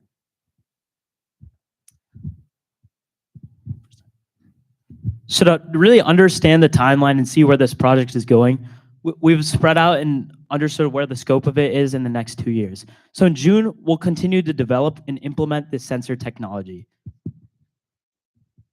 By August, our established software will be able to facilitate carbon validation and soil mapping. In February, we will end blankage coveraging techniques utilizing AgriBloom's data. Then by July 2025, we'll be able to reduce fertilizer usage on the OSU campus by 25% and validate 20,000 tons of CO2 caught.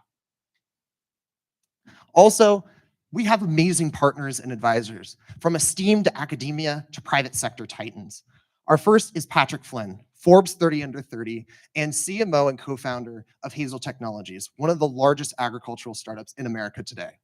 We have also partnered with Techstars OSU, which is one of the largest startup accelerators with $106 billion under management. Through that, we are able to leverage multiple different assets globally. We have made contact with Oxford and Cambridge to leverage their AI teams in order to develop the most comprehensive software for our technology. We also have Patrick Sowers, who's the OSU Food, Agricultural, Biological, Ecological Engineering Senior Lecturer. And we have Lori Kendall, who is the Academic Director of OSU MBA program. These partners really help us get a comprehensive look about what our project is doing, how it can be improved, and understanding the different private sector to public sector to organization. This really helps us understand a diverse understanding of our project. So to really hone in, what we want to do is validate carbon credits to offset NG's McCracken plant. What we also want to do is deploy thousands of tons of enhanced rock weathering to make OSU a carbon bank. We want to reduce fertilizer usage by 25%, and we can do that with our technology. Our main goal is not just at OSU, but to have a global impact and make sustainable agriculture pragmatic and profitable. Thank you, AgriBloom. Great job, Team AgriBloom. Fantastic. I have a feeling Kate Barter might want to start us off with a question, given some of her background. Kate. Start by asking you if you are all familiar with the H2 Ohio program that's been implemented in Ohio to really target sustainable agricultural practices by paying farmers for developing comprehensive management plans and doing practices on their fields to reduce runoff of nutrients? We And ha- if you looked into how that program could be leveraged? We in haven't this? exactly yet. We met with one of the satellite users off of the extension network actually a few days ago, and he's the one who gave us this 500 pages. Yeah. He mentioned a little bit about that because he had some prior knowledge, but he didn't fully know. So, I mean, if you have knowledge, I would love to talk have- afterwards. yeah. That would be awesome. Okay, thank you. Can you talk a little bit how your project will benefit other Ohio State students? Yes, it lowers the carbon impact of not only the entire OSU campus, but across the board. Did you want to take this one too? Yep. So I would just like to add that this is going to actually increase the quality of life for a lot of people, because by implementing this, we're going to be able to we're going to create a deflationary pressure on food, because we're able to create a situation where farmers can create more food by spending less money. Let me clarify, and I apologize for not asking my questions correctly. Can you talk about how your project will help benefit the education of Ohio State students? Yes, that's one thing that we actually wanted to hone in on. As I talked about, we met with the Extension Network, which is the largest non-formal educational network that educates farmers, but also leverages OSU students. We're putting them at the leading edge of technology, given all this is novel, and having them have this experience alongside this and our Techstars partnership, and leveraging that in order to ensure that they're getting a comprehensive education in the leading edge of agriculture. Thank you for this. I have a couple questions in terms of just the physical deployment of the equipment. So you're talking about putting this on tillage equipment on large row crop acres on Ohio State owned or leased agricultural land. I noticed a spike in salinity as we were moving through the Tupperware here. How robust, how tough are these sensors if you're putting them on tillage equipment? And then secondly, the tilling process itself, you've brought in a lot of really complex science, a lot of biochemistry, a lot of things that are happening here. I don't necessarily see the backup for how this is all achievable. So first off, I would like to tell a little funny story. We were actually given one of the tills that we're going to be retrofitting this on. I didn't bring it in because it kind of looked like a weapon, and I was like, nope, we're not bringing that in today. So this is actually what we utilized in order to show you guys, but we have a more comprehensive thing that's titanium based, and it's like a claw alongside our attached sensors. So I'll have Max kind of explain it more. Yeah, speaking about durability and its actual deployment in the real field, we've worked with a local farmer, one that Caleb mentioned, that provided us this paper, and he was actually more than happy to help us and actually helped us identify places in tillage or farming equipment that reduces the stress and strain applied to the sensor, as well as places in the soil that the till passes through, reducing the amount of motion that the sensor encounters. Additionally, with less than $500, we were able to develop a small scale budget or a small scale demonstration. With the $15,000 in our budget, we're able to weatherize it, protect it from dust and moisture, and have a lot more precise sensors as well. I'm sorry if I missed this. What is your plan to scale up? I know this is like 3 that you're going to get, right? Yes. So off of scaling up, we have, so the Techstars commitment leverages assets at OSU in order to develop this project. They took a chance on us, and then they loved the idea. One of the things that we actually do after the Techstars program is we go to the private market and we get investment. So that scaling alongside with our OSU partnership really leverages OSU at the cutting edge of agricultural technology and allows us to set up base at OSU. So it's equity investments Yes. after this pilot phase. Yes, yes, yes.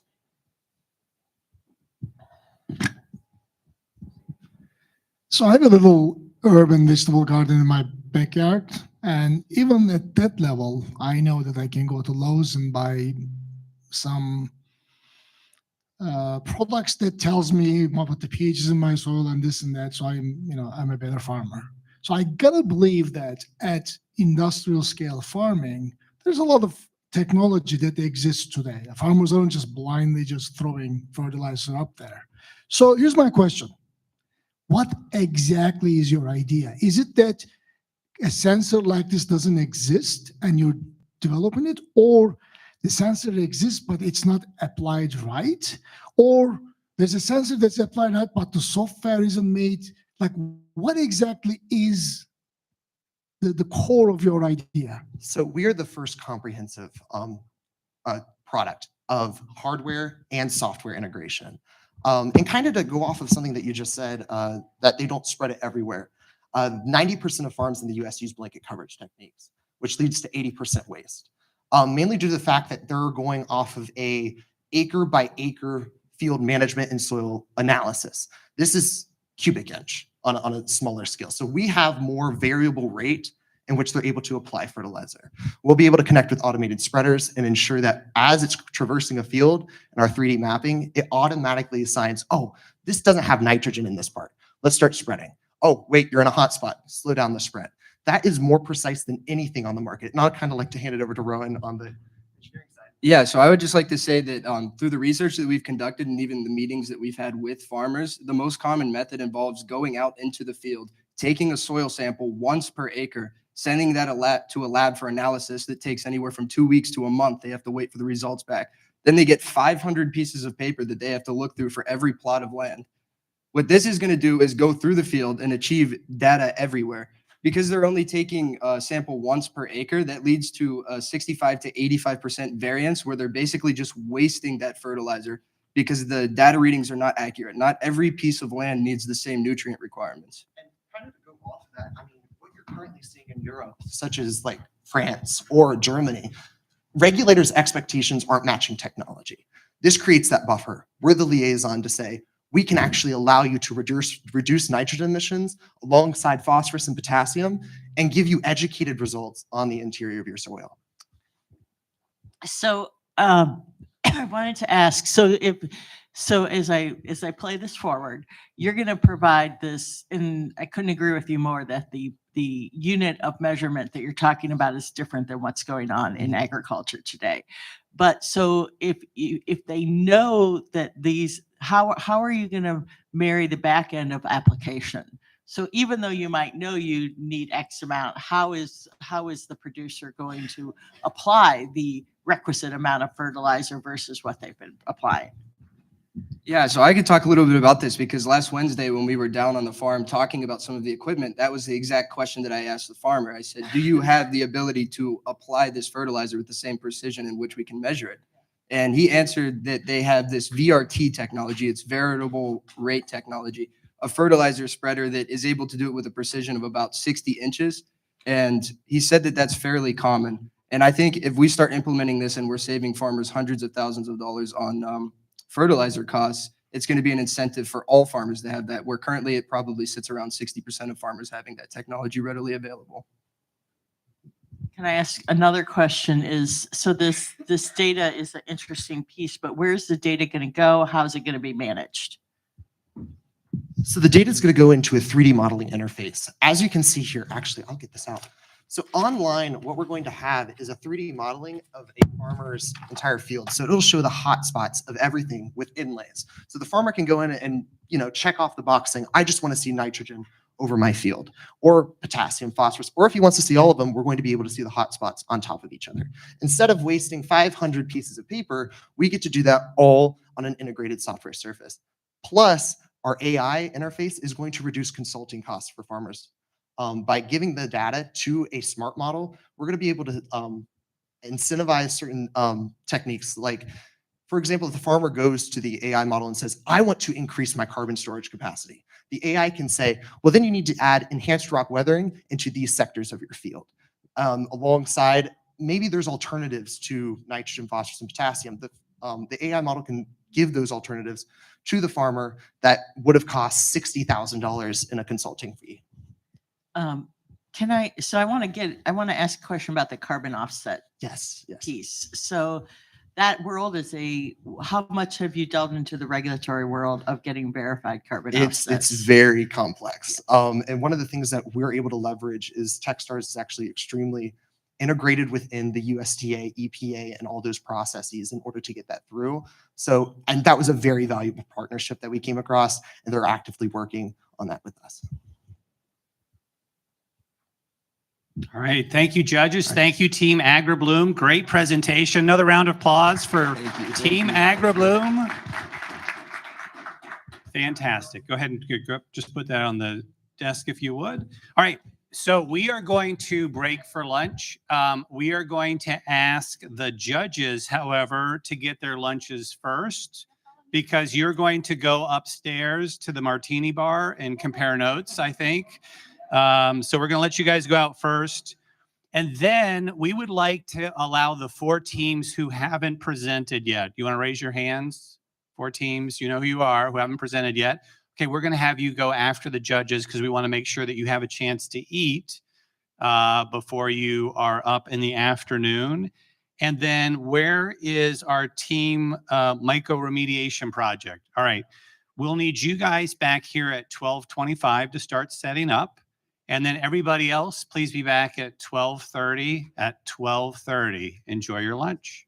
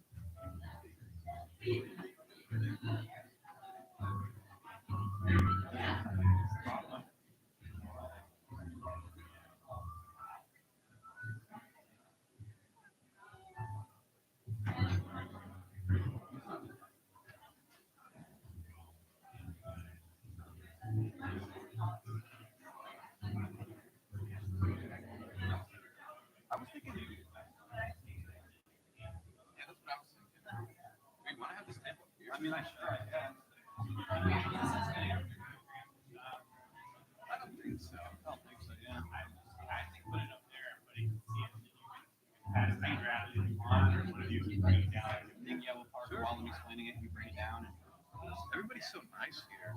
And they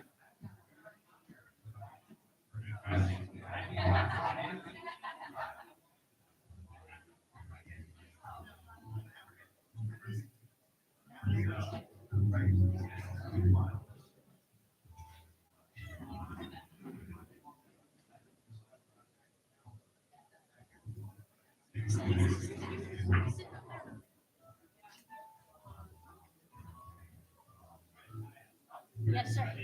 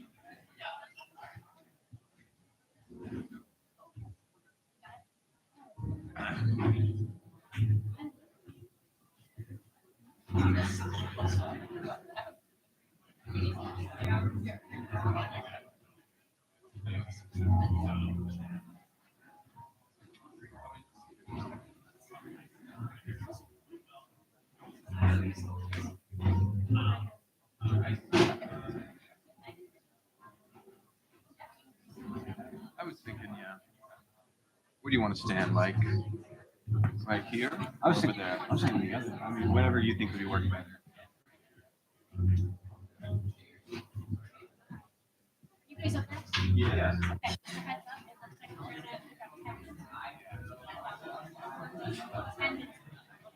Just deciding where we want to stand.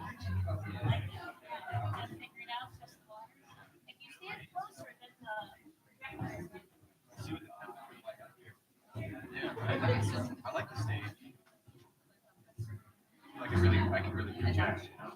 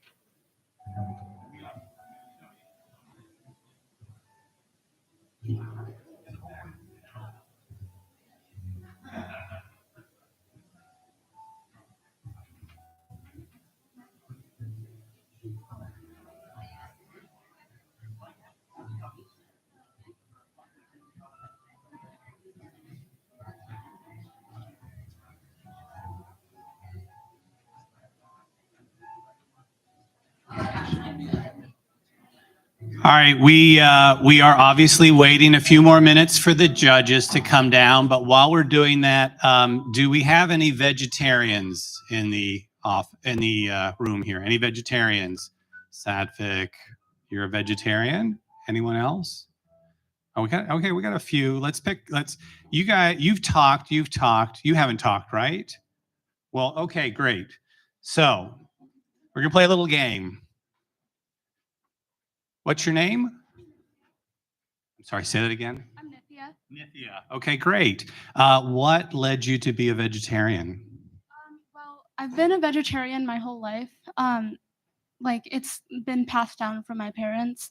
And honestly, for me, I can't see myself eating meat. Like the smell of it just kind of is not for me. So Is it just anything with a face? You're not gonna eat anything with a face?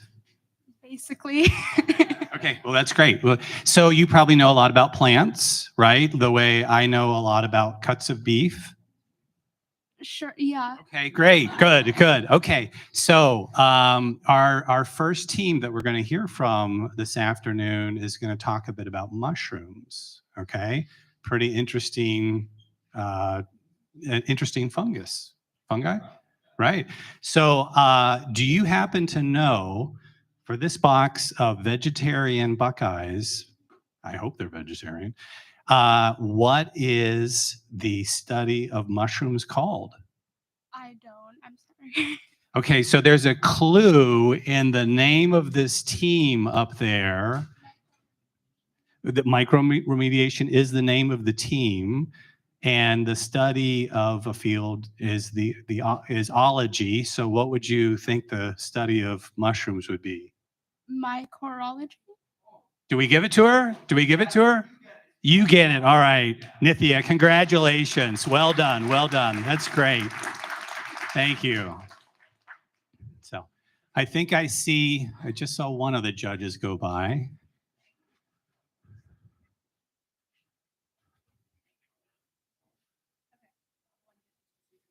Oh, I'm sorry. One judge was just using the bathroom. So we'll start. Just give us a few more minutes,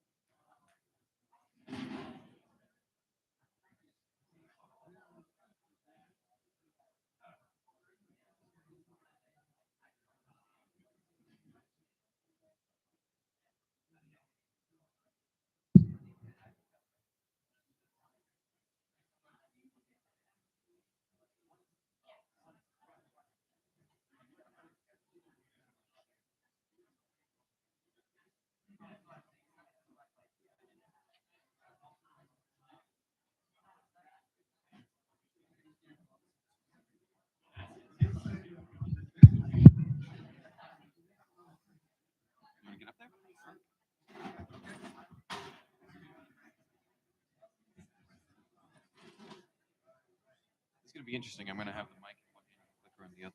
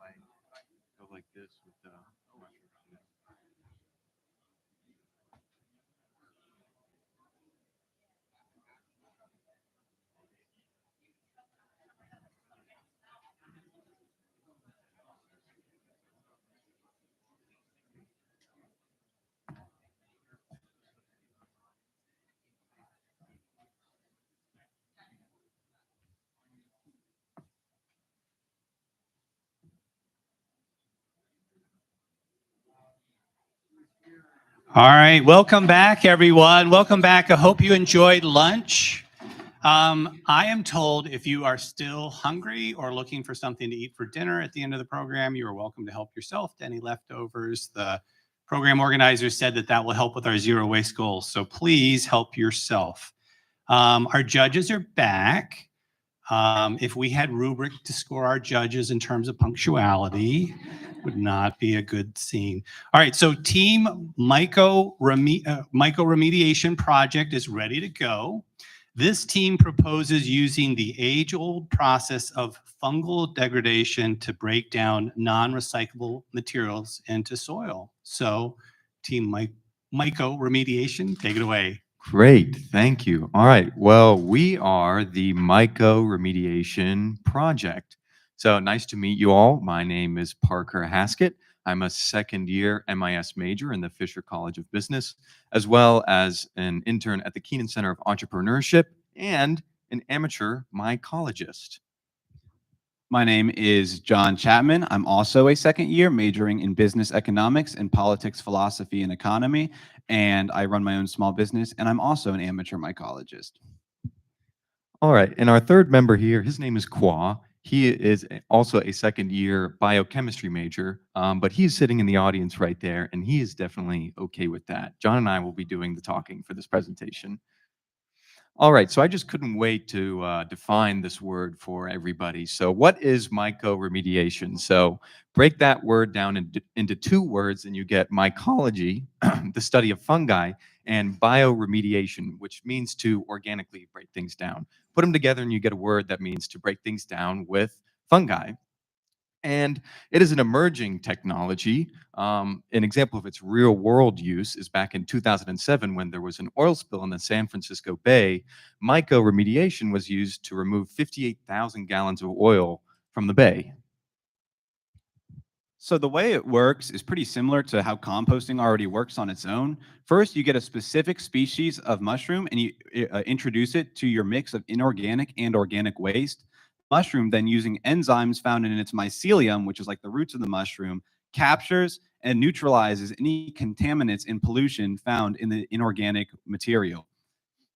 And this also speeds up the rate of natural degradation for organic materials and results in a nutrient-rich compost, which can be used anywhere for any sort of agricultural purpose. So why does this matter? Firstly, you can recycle unrecyclable plastics. For instance, plastic bags are a really, really pesky issue. They're really difficult for recycling companies to break down. And when we talked to Rumpke, they said specifically, plastic bags are a real issue we have because they get caught in our machines and force us to shut everything down. It results in faster and higher quality composting for both the inorganic and organic material. It is both eco-friendly and cost-effective. You can compost organic waste alongside the inorganic waste, so doing both at the same time, and it is highly versatile. Okay, so just a quick overview of our presentation. One thing I want to note here is that we divide our presentation vaguely into two parts. The first one being a development phase where we perform research, and the second part being the implementation phase where we scale up our process. So beginning with what sustainability goals we align with. We align with goal number 4 under research and innovation, 5 and 6 under outreach and engagement, and 7F under resource stewardship. So more than just the resource stewardship goals. And just expanding upon these a little bit further, we will be addressing goal number 4 through conducting research and promoting OSU as a research institution. Goal number 5 and 6, we would fulfill through collaboration and outreach. I'll touch on that a little bit more later. And goal number 7, we would fulfill by actually diverting waste. So firstly, we're going to touch on our development phase. We're going to be talking about working with collaborators, both on and off campus, as well as performing research to refine this process and the development of our minimum viable product prototype. Here are some of our collaborators. We have iGEM, a student research group here on campus. We have MycoCycle, a myco-remediation startup based out of Illinois, the Zero Waste Initiative here on campus, and the Ohio State Composting Program. And not to mention our technical advisor in the back, Dr. Jason Slott, who is a professor in the plant pathology department, actively conducting fungal research. So here's a few photos of the iGEM team. On the left and right are some photos of their lab space from last year. And in the middle is a photo of their team from last year. And they would be helping us conduct research on mycoremediation and improving the process. Our next collaborator is MicaCycle. Like we said, they're a startup based out of Illinois, and they've been awarded millions of dollars of seed funding to conduct the same kind of research and improve the scalability of this process, but in industrial and construction waste materials. We've been talking with both their CEO and members of their team to see how can we scale this up to deal with the plastic waste issue. So this is how we envision our collaborators working together. Over here, we have the iGEM team, which I am a part of, researching, refining, and planning the mycoremediation process to implement it on campus, and bouncing that information off of the Zero Waste Initiative and MicaCycle for that real-world experience and scalability insight. And these entities would be working together, exchanging information until we would be left with a robust remediation process and an actionable plan for diverting waste from Ohio State. So this is our pilot experiment showcase. My partner Parker here is going to show you these bags we have. In one bag, we have actually one of Ohio State's like uniform trash bags getting broken down by what's called an oyster mushroom. This process takes currently about 1.5 months to completely degrade the bag into a nutrient-rich compost. And as you can see in the bag that's going to be passed around, the mushroom is actually growing on top of the plastic itself and consuming it. In the other bag, we have a banana peel that's being broken down to show that the rate in which natural composting happens is being sped up by this process as well. And the plastic has only been in there for 2 weeks, while it has only been in there for 1 week. So the fungus grows really quickly. The next phase is the implementation phase. We're going to be talking about how we're going to refine a scalable prototype, iteratively improving the process, and how do we scale this process up to meet Ohio State's goals. So how are we going to get here? Firstly, Ohio State has a goal of diverting 90% of all their waste by 2025. And right now, by our metrics, we're only at 42.2%. So we've got a long ways to go.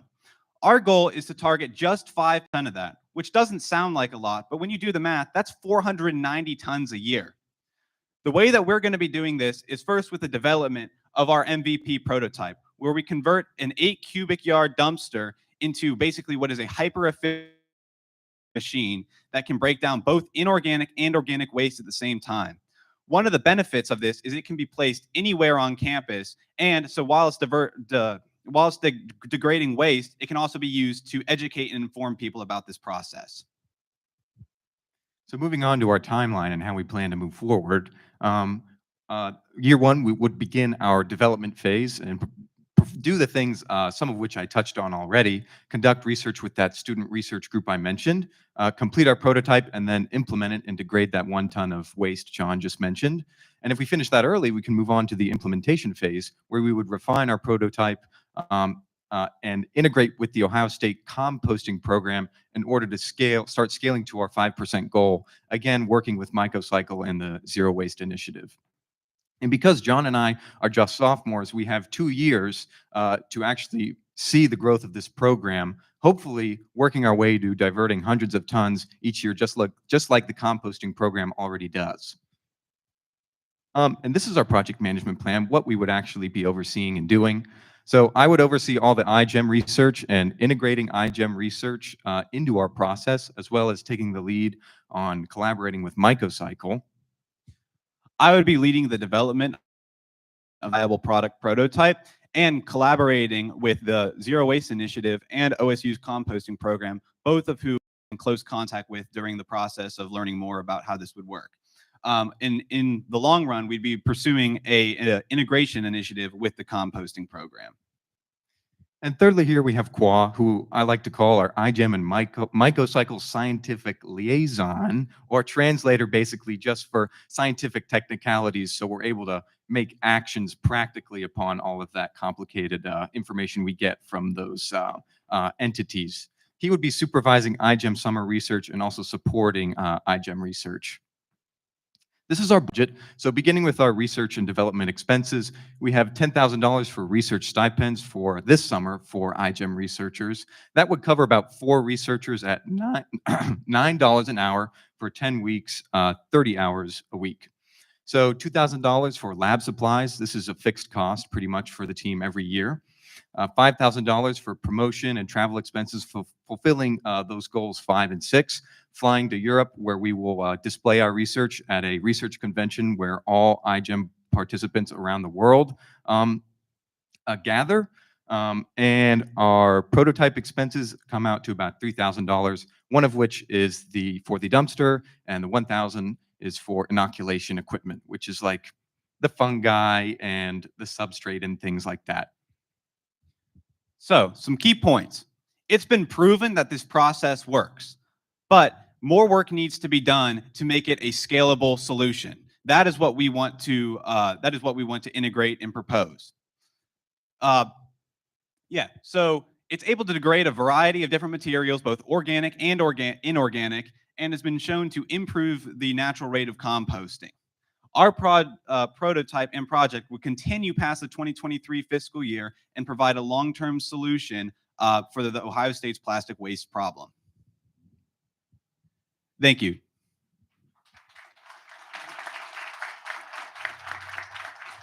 All right, great job, gentlemen. Who would like to ask the first question? Kate? Have you all seen the series or played the game The Last of Us? Oh, boy, yeah. TV series and Yeah, and the game. Okay, this kind of worries me just a little bit, but I just want to, I'm actually not being serious, but yeah, different fungus. You promised me. You're not okay. You're not going to create that, are you? Okay. So, is the science on this that it's going to take an inorganic product and turn it into an organic product? Yeah, so basically how it works is the mycelium consumes the plastic as a nutrient source. Then the mycelium basically like uses the plastic as food to grow itself in the mushroom, converting it, like taking all the pollutants, all the chemicals in the plastic, converting it into the mushroom itself. Because that is my question. Is the compost, in terms of testing the actual compost, does it have any toxins or chemicals on it that are a result of the inputs into the composting process? And is that part of your plan? Yeah, so like the mushroom itself removes any sort of like the toxic things, something that it handles really well is like heavy metals, for instance. It removes that, and then what you can do is degrade, like basically destroy the mushroom and have it regrow itself. And you can then filter the compost like out from the mushroom itself, and then just use the compost, like what's left basically. And then the mushroom itself, you can actually have it regrow on new plastic. And like something that's really cool about it is that like the more times you do this process over and over again, the mushroom actually trains itself to become more efficient. Okay, we're back to the Last of Us fear with that last comment, but that's my sciencey question. My practical question on this is, how are you going to control what goes into that dumpster? And then how is that possibly scalable to do more waste? So just for the MVP, we would be selecting the waste that goes in there for the proof of concept. And for the composting program, that waste is actually sorted already. They actually, I have a picture here. They sort it at this place called the ODRC, which is actually a correctional facility, right. And they have the residents there. They're paid, and they sort the compost. Right. Yeah, I've got a quick question about is the end result or end product nutrient-rich soil amendment? Because mostly when you have your organic materials, it's composed of your carbon and other nutrients. Is this the byproduct soil-rich amendment?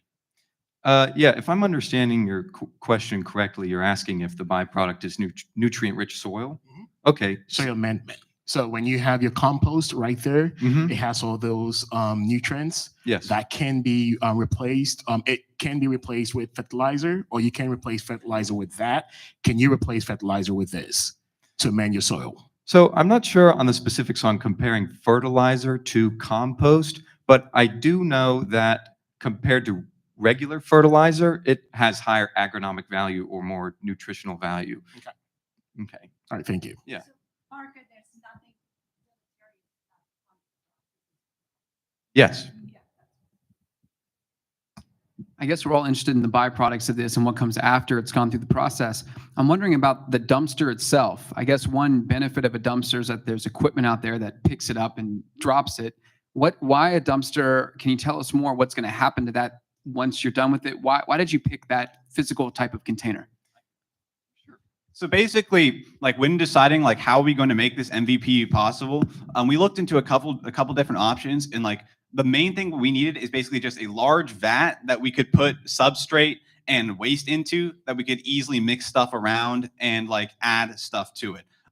So like we were thinking of like something like a shipping container or like an open top kind of dumpster. But we found like with this, that you have both this like the side axis and the top axis, it would allow us to control what's going into it and like what we're doing to it as best as possible. So like, and then in the long run, what would be done with the dumpster is ideally we'd like to keep using it over and over again. So like you degrade a ton, you empty it, you degrade a ton, you empty it, and also using it for that educational purpose that was previously mentioned as well. Since part of your idea is to do research and develop, therefore the execution part is a bit uncertain because it'll depend on your development. So it's hard for me to see, like in your final slide, you showed, this much money to this, you're going to go to Europe and present the results and so forth. But at the end, if we're going to give this $60,000 to you, and everything you imagine will happen perfectly, like best case scenario, what is it that you're proposing? What do we expect to see? We gave these guys 60K and then they gave us this. What is that? Right. So we only need $20,000 of the 60K. That's not the question. We give you 20,000. What do we expect to see at the end? What's the best case scenario? Okay, What's your so dream? best case scenario, basically our dream, our vision is there's plastics that have previously been unrecyclable. Plastic bags is a big thing. They cause a huge issue for recycling companies. There's not much that can be done with them. We have a solution for that. Okay, I'm going to ask the question again. Okay. Take 5, 10, 15 seconds to think. In one sentence, can you answer my question? In one sentence. Okay. I'll take this 10 to 15 seconds. Could you rephrase it one more time? At the end, we give you the money. What do we expect to see if you're successful? So we would like to be fully in. Okay. One sentence. Focus. What's the goal? What's the end result? No semicolons, right? Okay. Okay, sure. Okay. Okay. One sentence. We want to provide a solution to previously unrecyclable materials.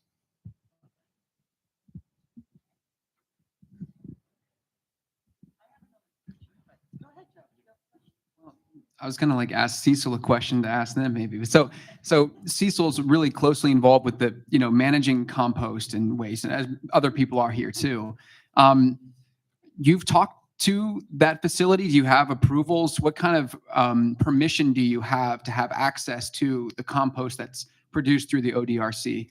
So we haven't obtained that permission yet, but we've emailed with Molly Kathleen, who wrote this really great case study on how they conducted the composting initiative.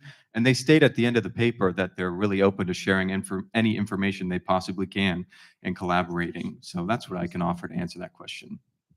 So I want to ask, I want to give you points for addressing more than one sustainability goal, especially research, outreach, and engagement. But I don't see an outreach and engagement plan in this presentation. So how are you going to do outreach and engagement? Right. So part of that would be implementing the solution on campus. But we were thinking, in addition to that, there could be an educational component where we have demos around the campus and showcase the process that way as well. I don't see any budget for that in your budget plan. Right. So that was just an idea. I'm sorry. Yeah, going back to my original question, and then I believe what Sidar was trying to get at. So when you actually have your byproduct, what do you intend doing with that? What's the goal? Is this going to come back to campus, and what effect or positive improvement is it going to have on campus? Because ultimately, once the compost matures, it can be added to soil to address deficiencies. So is that the same goal that you have with this, or do you have any other goal? We were hoping to partner with maybe the agricultural campus to see if they had a use for nutrient-rich fertilizer. And if not, there are places we could find a need for that, I'm sure. The university has lots of road grounds, where we use fertilizer and in our flower beds and things like that. So there is a use case for that. Do you need a container to do this? Or if you had a little site or plot of land, does it need to be enclosed for this to work? Could you clarify, do you mean to So if I perform the gave you process? to perform the process, Okay. yeah. Yeah, so we pretty much just need the dumpster. And then because that's portable, we could move it to wherever fertilizer is needed. But if you had a plot of ground, a little area 10 feet by 10 feet, can you do it outdoors is what I'm asking. Ideally, you mean like on the ground? On the ground. Okay. Ideally, we need an enclosed space. Can you go to your budget really quick? I think there were 4 travelers to this conference in Europe. Did I have that right? Yes. Who's the 4th person if there's 3 of you? So there's actually, it would be 8 tickets. So eight members of the research team. And the research team is more than just me and John. It's all of these people that were pictured earlier that would be helping us perform research. I asked that question in part because you referenced a faculty advisor, I think is here with us. Are you going to be traveling with, a professor or a technical advisor that's kind of a professional in the field to this conference? Or that's just my question. Right, yeah. The iGEM research team has a faculty advisor of its own that would be accompanying us. All right. Hey, thank you so much, Team Mycoremediation. We appreciate it. Great job. Make sure you have enough to share with everyone. We are going to call up the Dream Team. Dream Team, do you need the table at the front or not? Nope. Okay, so we're going to go ahead and remove the table. So the Dream Team is coming up. Now, DREAM stands for Delivery Robots of Energy Efficient Routing. This team seeks to make autonomous delivery robots, the ones we see on campus every day, more energy efficient by optimizing their travel across campus. And I see you did not hijack one of those robots from campus to bring in here to demonstrate. So, all right, so we're going to go ahead and give you guys 10 minutes. Take it away.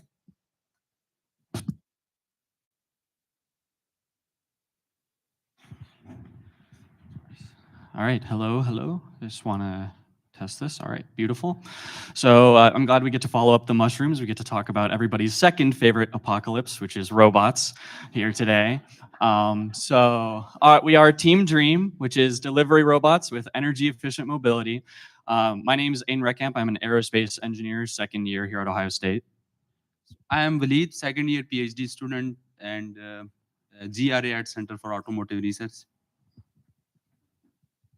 I am Adi, and I'm an electrical and computer engineering student at OSU. I'm Justin, and I'm a second year mechanical engineering student. And we're here to talk to you today about our project, DREAM. Our main focus with this project is energy consumption minimization at every step of the process. Sequential, deterministic energy consumption reduction, both at the robot level as well as at the fleet level, focusing on the dynamic and distributed environment of these robots, the robotic dynamics, and the information that they obtain from various locations such as maps and sensors. And we've been working closely with the Ohio State University Center for Automotive Research, CAR, to investigate these ideas and see how they can be applied to delivery robots at campus and potentially other vehicles as well. So our agenda for today is to discuss all of the steps that we will be taking throughout the course of our project. First, we will be focusing on the energy optimal allocation of robots. This is to find the best possible robot to allocate a task to. After finding the robot, we will be talking about the energy optimal routing of the robot, which is to find the most optimal path that the robot needs to take from start to end. Next, we will be talking about the speed profile optimization, which is to find the best possible speed for the robot at every instance of its journey. We will also be talking about some practical steps in the timeline of our project. We will discuss some outcomes and do a quantitative analysis. So energy optimal allocation is to find the best possible robot to perform a task. This is extremely important in a multi-robot system because at a point there may be a large amount of robots available to perform that task, but finding the most efficient robot is necessary to reduce energy costs. We will be doing this using algorithms that use real data and observations. And us being OSU students gives us the opportunity to find this data and use it in our project. We see these robots every single day, and we know exactly where they struggle. And we also know exactly the paths that they need to be taking to reduce costs. We have also observed that these robots often run into each other, which causes for more acceleration and deceleration, which increases the energy costs. So we plan on making a more efficient and intelligent robot system. So after you allocate a robot to where it needs to go, we need to make sure that it is taking the optimal path, right? And this is energy optimal routing. And this is a deceptively difficult problem because a lot of times you may say, well, it's just the shortest path, right? But that is definitely not always the case. And this is actually probably one of the main catalysts that made us want to begin this project is we saw the robots attempting to take the shortest path when classes got out. And there was 5 million students on the smallest sidewalk you've ever seen and 10 robots trying to get past them. It's just not possible. So we want to be able to use those observations as well as information from various sources, maps, sensors, traffic lights, to ensure that these robots are not only getting to their destinations faster, but more efficiently. And we would utilize, various calculated values along with these observations to make these improvements possible. We would also have to ensure that all of the constraints are met, of course. Time constraint, we discovered in our research that the most efficient way for a robot to move is not at all, but unfortunately they have to actually be able to get where they're going. And also they have to be able to actually complete the route. On Ohio State, we have many construction projects going on. There can be parades, protests, things like that. So we would need to be able to make sure that, they can actually get where they're going. And in terms of scalability for this project, one of the big things that we could do is add more information, right? We can get more information from more sensors, do more complex calculations, right? Especially as we learn more about the project, just to continue to improve the efficiency.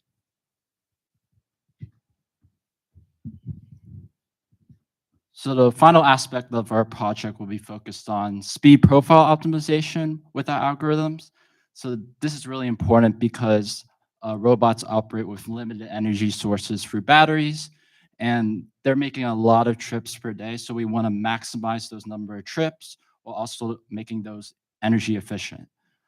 So there's a lot of factors with jittering the speed profile optimization. So as you can see in the bottom, or you could probably see outside as well too, there's like traffic lights, other foot traffic, and then like maybe a speed limit, for example, are factors. There's also maybe like the weather or the road grade. So these are examples of factors we would consider when developing the speed profile optimization.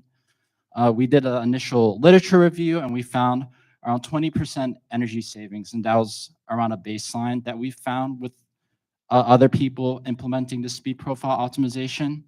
And this really helps with meeting the research stewardship goal of carbon neutrality by 2050. Like Aiden said, the shortest path might not always be the most energy efficient path. So we'll be doing a lot of research into how curved paths actually would be the most energy efficient, and we will be implementing that into our speed profile optimization. So given meeting those research stewardship goals, here's our plan to do that. So in the first step, we would be modeling and simulating the robot. So doing a literature review, making sure we understand the existing algorithms out there and understand the problem in depth. We will be simulating the environment and collecting data to help with understanding the factors. Simulating the environment will be through MATLAB Simulink. And then steps 2 through 4 would be developing the algorithm. And then step 5 would be testing it, making sure that it's working like we want it to. So here's just a basic example of how the energy efficiency could be realized with the speed profile optimization. So if you're given a mass of a robot and a trip distance, and you have the velocity of the robot, you can realize potentially up to 75% energy savings. And this is just calculated through some basic kinematics. And then Aiden can talk about how this can be added on to an OSU fleet. Yeah, so these numbers are nice, and again, we really like them, so we decided to apply them to a grander hypothetical case. So assuming about 100 robots, which Ohio State does have 100 delivery robots, weighing about 30 kilograms, going about walking speed, doing just a couple short deliveries each for about half the year. When you consider summer, they're not being used as much. In the winter, they're not being used as much. And the 20% energy saving baseline that we got from our literature review, we could save over close to 1,500 kilowatts of power per year, or enough to power 50 homes. And this is actually a conservative estimate. As we've done more research, we've realized this doesn't include the actual return home for the robot back to the depot, the potential weight of the payload, the energy that is currently lost, again, we've said, due to these random stops or these inefficient paths that's causing them to take more time, take more energy, stopping, starting. And so, the number could even grow much larger than that, especially as we scale up. So I'm going to talk a little bit more about the implementation phase of our plan. So this will be around the April to June 2025 timeline. So this will also be a whole school year thing too, because we want to test our algorithms as soon as possible to make sure that they're what we are expecting with the energy savings. So we will be using some of our budget to buy some DIY robotics kits, and basically we'll be hard coding these algorithms into them and actually testing them on campus, making sure they're meeting the energy efficiency goals we're hoping for. And yeah. So this is the budget for our project. As you can see, we have a relatively low initial cost. We have 5 robot kits. This is because we only require that many for our initial testing. And these are all of the components that we require for our project. We have a large labor cost, and this is because of all of the data collection that we have to perform, and also this will be dedicated to all of the software development that we will be doing.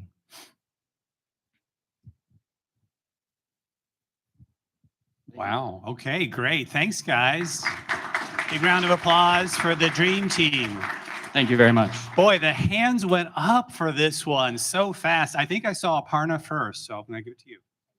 Great job, you guys. So you are looking to optimize the current robots that are deployed by dining services in terms of the delivery routes. Is that what I'm hearing?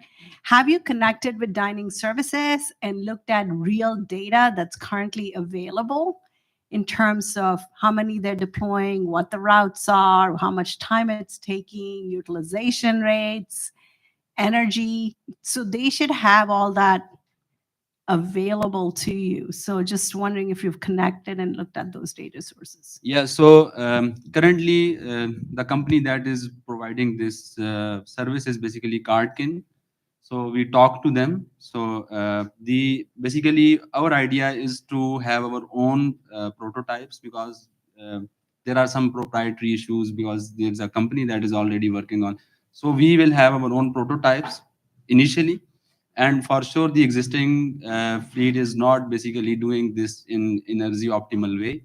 So allocation, then routing, and then speed profile optimization. So we will demonstrate using our own prototypes, robotic kits, and then we will basically collaborate with Cardkin that now you can see that these are the optimal strategies at fleet level. We will start from 3 robots, and then we can demonstrate it to Cardkin that now you can implement these strategies and it will help in saving that much energy. And also from Center for Automotive Research background, so we have a lot of experience working on energy efficient schemes for different powertrains. So one of the possible extension is to have energy optimal allocation, routing, and speed profile for the existing fleet of buses, cabs. So once we have that base prototype and benchmark and comparison of the energy quantitative analysis, then we can for sure talk to the dinings and also to the transportation office. That so. Tell me how this is reducing carbon. So, for energy, if we are using electric robots, even for charging battery, electricity is coming from somewhere, right? So, and there is carbon dioxide emissions involved in generation of electricity somehow. So there is, if we go to extension of this project application to the energy optimal allocation routing for the existing fleet of buses, there is direct, impact on reduction of CO2. And if we talk about electric robots, there is an indirect impact on the reduction of CO2. I mean, it definitely aligns with energy efficiency, reducing energy use, but the carbon thing is a little less clear to me for these delivery robots, which are all run on batteries. But that's yeah. So have you thought about because the existing program has been running for what, 4 or 5 years now, I think. And the routes that the current robots take, they already run into a lot of things. And you guys even mentioned it, the 5 million students that are crossing the oval at a time, whatever, and if you've ever sat and watched a robot, they stop for every little thing. How do you, even when you're doing your testing though, with your own system, how do you incorporate things around silly things like safety of pedestrians that are around, or not hitting a vehicle, or, not running into a building and all that stuff? Because, that's the one thing I do know about our existing system is that they mapped out all of these, what are the routes that you can take, so I guess that's what I'm a little concerned about, is that I don't know that you've done, how much research have you done into that kind of stuff? Yeah, so there are different approaches for example, for collision avoidance and the function. As we mentioned here, that we are considering safety constraints, safety of the pedestrians and also of the robot. Mm-hmm. So based on vision sensors or proximity sensors, so that collision avoidance on that route is basically avoided. So yeah. So collision avoidance is the basically task that we will be incorporating. So while generating optimal speed profile, we will make sure that there is no collision avoidance, because that is a safety constraint for both pedestrian and the robot itself. Safety first. Safety first was the right answer.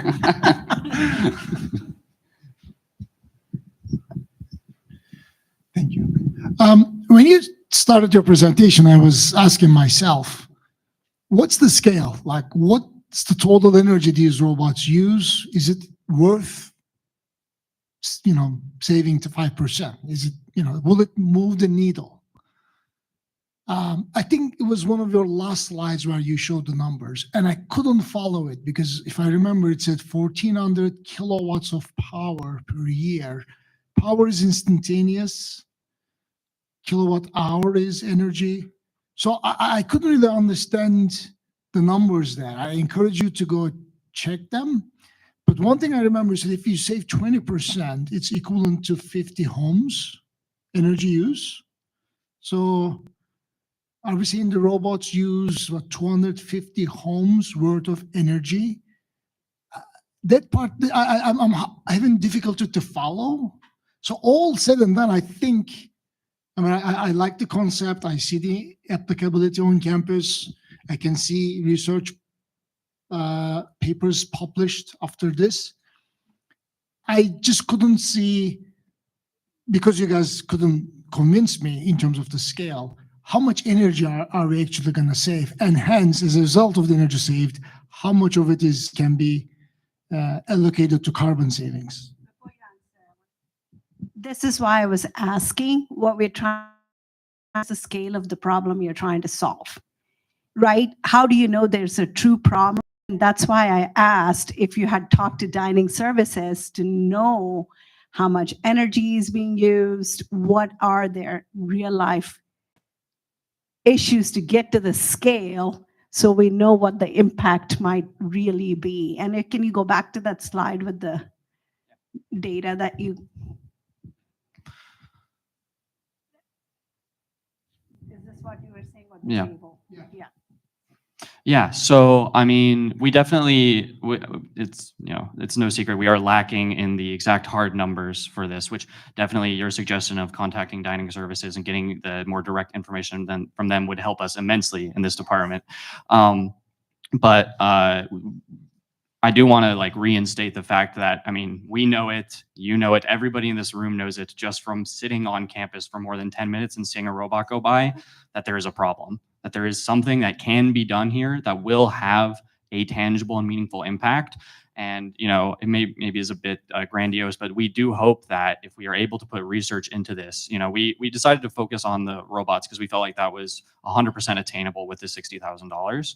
But if we are able to do it for less, and we are able to look at applying this to, again, the buses, the cab system, TripShot, all of that, that could lead to massive savings for Ohio State, as, you know, transportation is one of the largest generators of carbon emissions. I mean, not just for Ohio State, but in the world, right? So if we can apply any amount of this to Ohio State, it would be huge. You know, I really liked your question for the Mushroom Group about like, what would the ideal version of this be?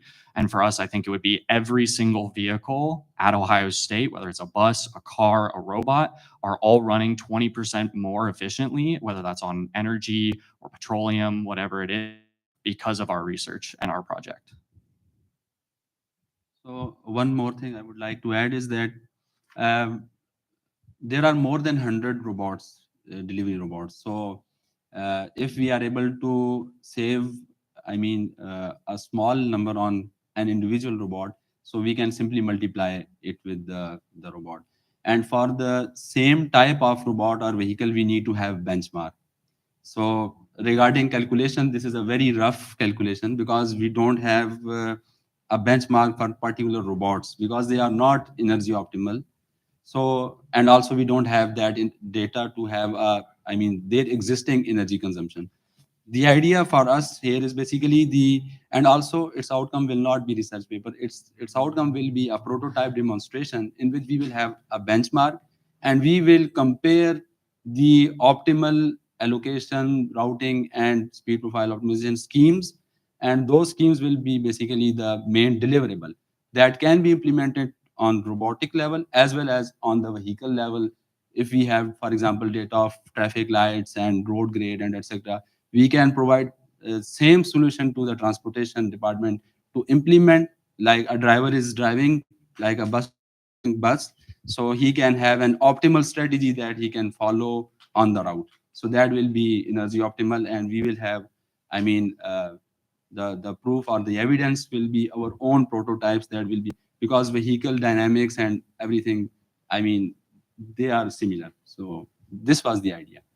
All right. Well, thank you, Dream Team. Some tough questions there at the end, but you did a really good job with them. Let's give them a warm round of applause for their efforts. Thanks. Thanks very much. Thank you. Aiden, I think for the next MC, for the next Smart Campus Challenge, you may be getting a call. I think you guys you did a great job. I liked your comment about the apocalypse with the robots. So, all right. Our next to last team that's going to come up and present is Project Rain to Sustain. They're making their way up. Do you guys need a table? Okay, so we're going to go ahead and bring a table on up. So Project Rain to Sustain would collect and filter groundwater to irrigate a garden at Knowlton Hall to reduce the amount of potable water on campus. And one of the things they would like to do is once they demonstrate this, they'd like to scale it up. So as they are getting set up, are there any swimmers in the room? Anybody who's a big swimmer? Okay, let's go for, remind me what your name is again, please. Josh Nivy. And I'm Josh. So do you go by Josh for short? Oh, okay. All right. So great. So you're a swimmer. So you know something about water, and our next team is going to be talking here about water, right? So I've got a couple of questions for you. So the first question is, what percentage of the Earth's surface is water? Is it, this is multiple choice, okay? So is it A, 50%, B, 60%, or C, 70-ish percent? Okay, very good, very good. Yeah, I think the ish probably gave it away.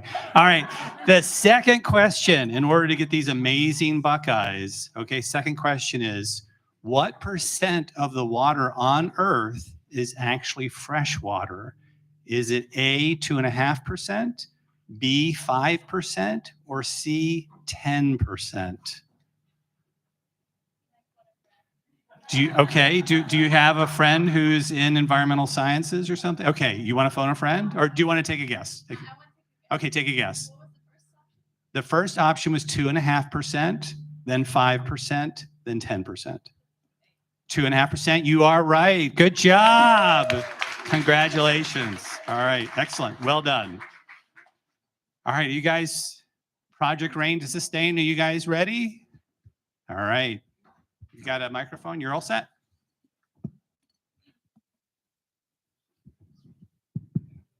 Hello, I'm Christina Rose, and we're Project Rain to Sustain. We are introducing a comprehensive plan to reduce potable water consumption on campus. So as I mentioned, I'm Christina. I'm Colby. So we want to be a steward of sustainability here on OSU's campus, mostly by, by reducing our consumption of city water, which will reduce emissions and also protect our local environment.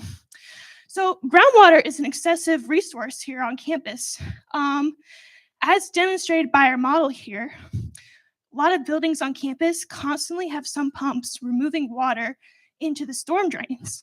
So we are hoping to reuse this resource for non-drinking application, such as irrigation. But why reuse groundwater in the first place? For one, it reduces carbon emissions significantly. For every 1 cubic meter used of city water, releases almost 10.5 kilograms of carbon emissions. Additionally, the sewage process, the treatment process, releases methane and nitrous oxide on its own. So it's very important for protecting our local environment and preventing climate change. Additionally, it lowers the freshwater demand on our environment, which protects our local watershed, which through preventing pollutants and preventing erosion as well. Also, it's actually good for the plant's health as well, better than city water. So a couple things to consider. The Midwest on its own produces 20% more greenhouse gases than the national average. So it's our duty as Ohioans and students at Ohio State to lower this emission rate. Additionally, the local environment and watershed is already stressed, and we need to protect our ecosystem by finding an alternative use for water. Thank you, Christina. So I'm going to go over our implementation process. This is really going to set us up for success and really make our project something feasible and cost effective going forward. Kind of let you guys buy into this. Okay. So for our pilot location, we need to do a pilot just to reduce cost overall, because our first intuition was to do a large scale system like the Oval, but just the water requirements and needing to get equipment was too costly. So we met with our facilities people, and they really recommended Knowlton Hall. Knowlton Hall waters all of Woodruff within the basement. It has all the plumbing and whatnot, but the Shade Garden is also a separate system where a low-cost pilot program can be implemented. And watering the Shade Garden is not the only benefit of using Knowlton Hall. It's also roadside access, allows for filling of Kubotas for watering and fertilizing planters and flowers around campus.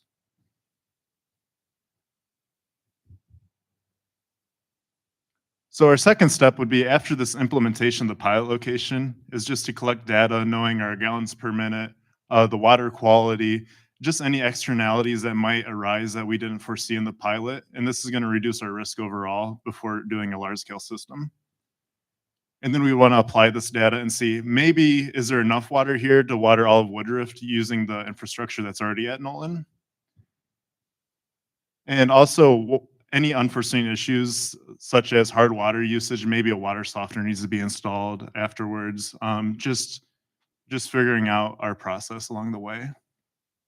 And then step 4, of course, would be finding a suitable location for the large scale system. The Ohio Union also has a lot of water intrusion in the basements, so that'd be a good location for watering the Oval with. And of course, I already spoke upon Woodruff. And then, of course, the last step would be, after all this is completed, just publishing a report, making an example of OSU and what has been done here for sustainability, and just being a good steward of our environment here at OSU. I'll be handing this off to Nithya. So some of our potential barriers to implementation. So with irrigation, you get the sand and soil runoff on the sidewalks. This is a problem because there's iron oxide and rust staining. One potential solution would be to use water softeners. Also, we hope to increase student engagement and involvement through a potential student organization down the line to help maintain this project.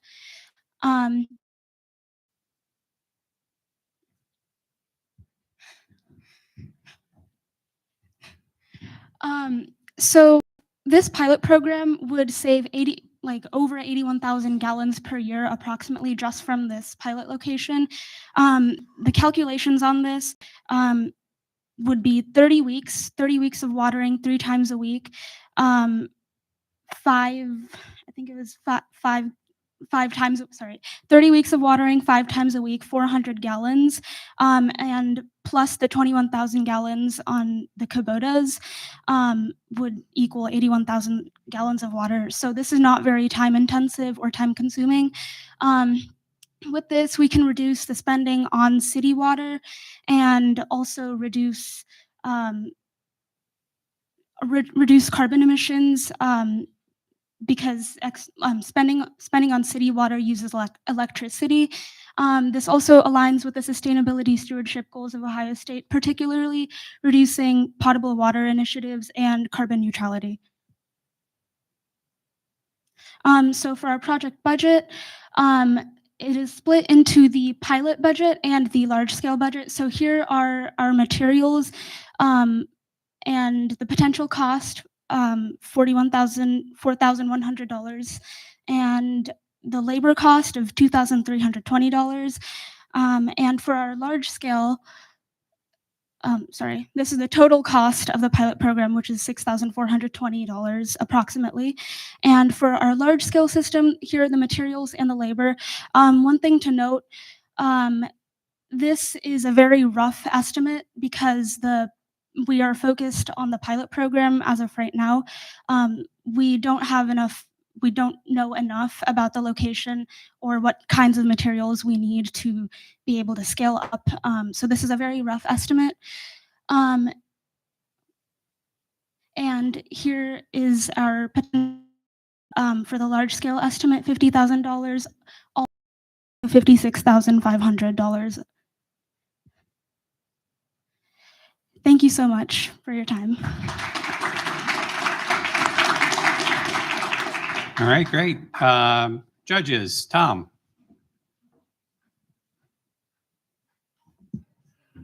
I don't get it. Can you re-explain kind of really what it is you're doing? Because I somehow missed all of that. Yeah, so currently irrigation systems on campus that use a lot of water, use city water, tap water, and whatnot. So what we're doing is just reclaiming the water that's in the ground being pumped from the basements of Knowlton Hall, Union, wherever applicable, and using this water as irrigation. So we're offsetting the demand of city water. Thank you. I want to build on that. Maybe so. I get the concept, but I don't get. I think Tom and I are in the same place. So this is how are you? What's the system itself that's going to take the groundwater out of these basements and then use them for irrigation? I mean, again, I get what you just said. What I don't get is how does this actually practically work? So groundwater is already kind of a problematic water source flooding our basements, and there's some pumps removing this water. We talked to some of the facility directors, and since the irrigation system is already there and the pump is there, it only take a slight connection and filtering and storage process to connect these systems, as illustrated by our poster. Yeah, in this poster, I cut it just for time's sakes. But so this, I'm not an artist, but so this visualizes like there's a sump pump in the basement. We had IBC tanks that was listed in the budget, which is like forklift tanks, if you're not familiar with them, and that would just hold the water in the process and overflow to get so we don't have flooding above surface because that'd be an issue. And then we would just need a high voltage pressurization pump. And the rain system already is activated by solenoid, and that can just be reused in the process. So it's very minimal intrusion here at Knowlton. Of course, large scale systems going to require a lot more construction and planning and permitting and whatnot.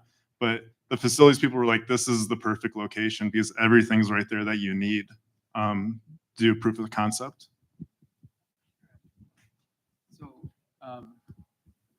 Kind of a side point, but are you familiar with Blueprint Columbus? I'm thinking that maybe aside from this competition, think about integration into City of Columbus broadly. All of this sounds like a great starting point. My question is on this, if you don't mind going to the slide on impacts, there's like qualitative, quantitative impacts, and it was around the goals that you hope to achieve in terms of carbon neutrality. So yes, there's a cost associated with water treatment. I think you introduced those statistics early on. You mentioned like a high voltage pump necessary to deliver on this sump pump to irrigation, and then the Kubota, the diesel power, however that's powered. So in terms of your broader carbon calculation, do you think this really is reducing the greenhouse gas impact of, is that a viable contribution? I get the water reuse, I'm there on that, but in terms of the greenhouse gas footprint. Yeah, that's a great point. And my first thought is like the Kubotas, because we already know combustion and whatnot generates the most carbon imprint. But Knowlton Hall is situated right next to where the facilities and the Kubotas are set. So they're already making return trips and whatnot to fill up and add fertilizer to the tanks and whatnot. So I just see this as an opportunity cost too. And moreover, we did not calculate the power usage of a pressurization pump. But this pump would only run maybe 20 minutes, and I'm guessing a kilowatt, like a power of a microwave, maybe a kilowatt, so half a kilowatt hour in terms of power.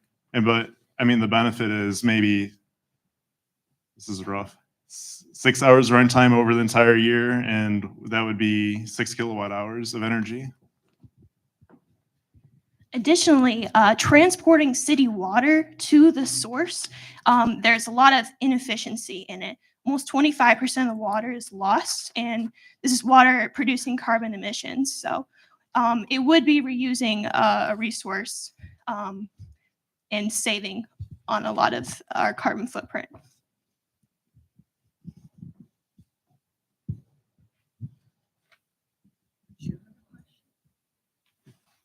I think I'm good. I don't.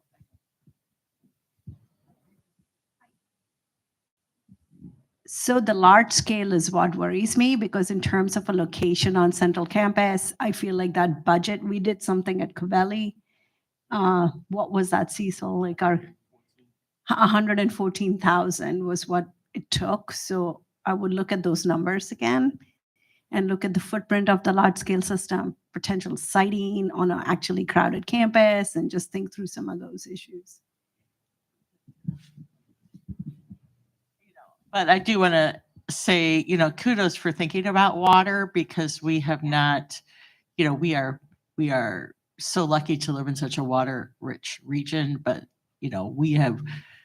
we've made a lot of improvement on on not using potable water sources for things, but we have a long ways to go. So thank you for focusing on something that a lot of people probably don't think about every day.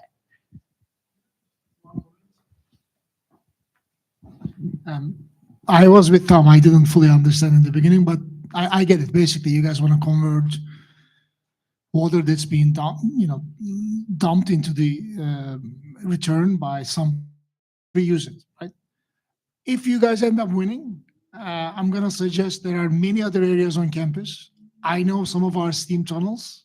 There's a lot that are by Olentangy River. A lot of groundwater gets in there, and those pumps run many, many hours a year. So if you guys end up winning, talk to me. I think we can find better applications than Knowlton. That's a great point, because even the facilities people were like, yeah, Wexner is built in a floodplain, so they're constantly pumping water. And they were also speaking, because we were thinking water tower early on, but the cost just makes no sense, absolutely. But campus experiences water pressure issues through the city of Columbus. So, I mean, that's also a great benefit too, even though there's not really a carbon footprint impact upon that benefit. That's just a great project. So personally, I'm also doing the same project, but then at a higher scale. I'm also looking into cooling towers and how we can use the portable water to really cool those towers.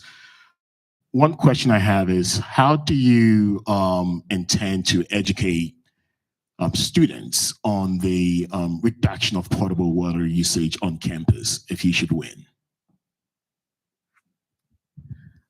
Like we mentioned, we'd like to involve a student organization around not maybe just the irrigation, but creating like a community garden, community space. Potentially, some of these electricity issues, we can install solar panels if we have extra budget, or just kind of make it a public thing that people walk by all the time. So they see the water tanks, there's signs illustrating the process and why it's important for campus to recognize this as an important part of our sustainability initiatives. All right, great job, Project Rain to Sustain. Big round of applause. You guys, a rainy day never looks so good. Thank you for the amazing show and tell here too.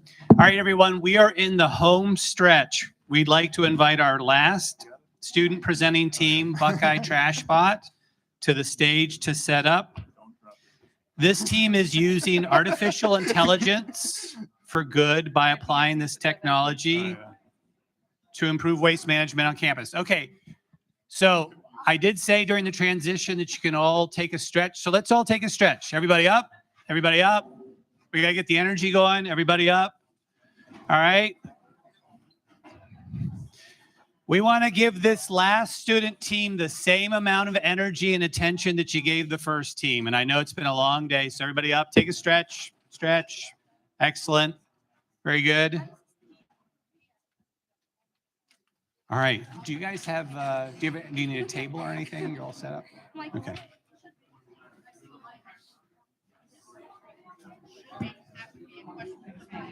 Give our judge a second too. You can go ahead and stand up. Yeah. She's probably gonna.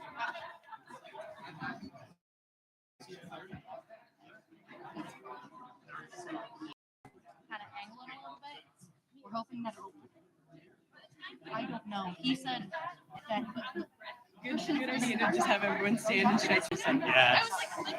And we actually are more or less back on time. Having them put the mic on there, so hopefully it's sound.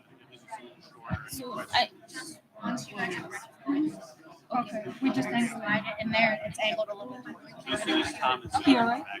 Yeah, because it's coming out of this speaker right here. Because they couldn't figure out the audio this way. So the video, it'll come out of here. And we put this here. Here, test it. You can hear it over the live stream some. So that it'll pick up enough to hear it on the live stream. But it should be good. The speaker should be good enough. Okay, that's the most important. Yes, that should be good enough for the room itself. But if you sit, okay, perfect. So we're gonna just when you get to that part. Thank you so much. The rest of it, you're good to just hold it, pass it around. Thank you.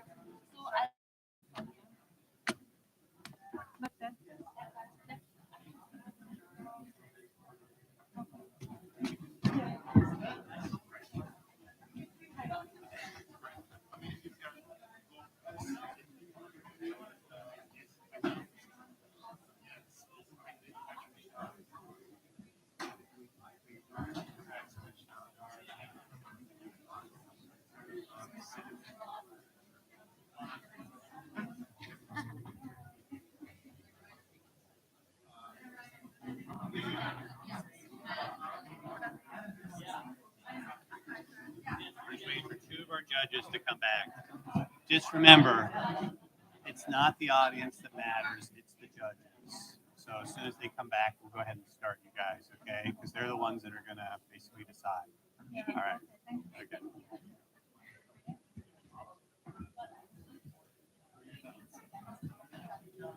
So even though people are talking and they seem a little anxious in the background, they're not, nobody's voting. It's just these folks that are voting, okay? Just waiting for two.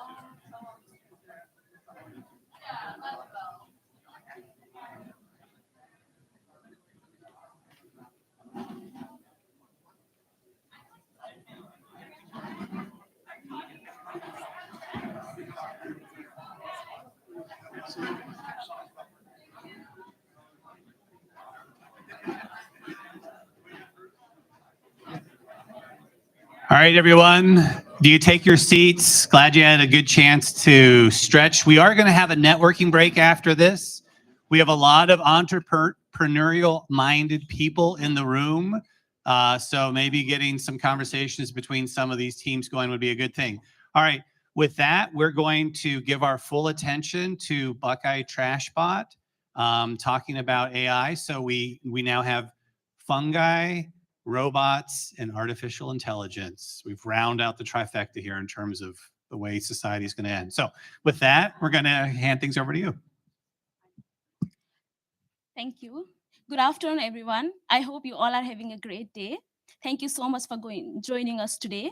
And firstly, we would really want to thank the organizers team for giving us this opportunity to present our idea in front of you all. Now, let's talk about trash. But more importantly, let's talk about how to get rid of it sustainably. So here we present our project, the Buckeye Transport Solution for Zero Waste. But before introducing transport, I would like to briefly mention the motivation behind our project. Right now, OSU is at critical point where by the end of next year, our aim is to divert 90% of the landfill waste. But as you can see, we are still far behind. We are just at 41%, and there is huge gap in between. Therefore, we started identifying the main challenges of waste diversion, and we came across the most major challenges, we came across these two major challenges. The first one is complex recycling rules, and the second one is lack of data. To illustrate more about these complex recycling rules, we conducted the short survey among 20 faculty, staff, graduate, and undergraduate students at OSU Columbus campus, spanning 5 different ages, I think, which is important. And about 60% responded that they find themselves very confusing while disposing and recycling. Therefore, 3 of us teamed up, and I am Suraksha Baral. And I'm Sarah. And I'm Miracle. Along with our team advisor, Professor Dr. Brian Roy, who is right in front of us, and also our team collaborator, Mary from OSU FOD. And we identified that transport is the best solution to reach our waste diversion goal. So here we present our transport through this video.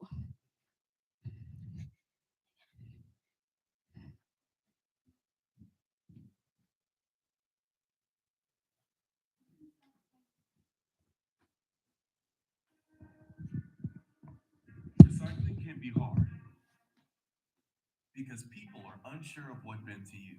Many recyclables get contaminated, and most recycling bin contents end up in landfill. Plastics are polluting our oceans.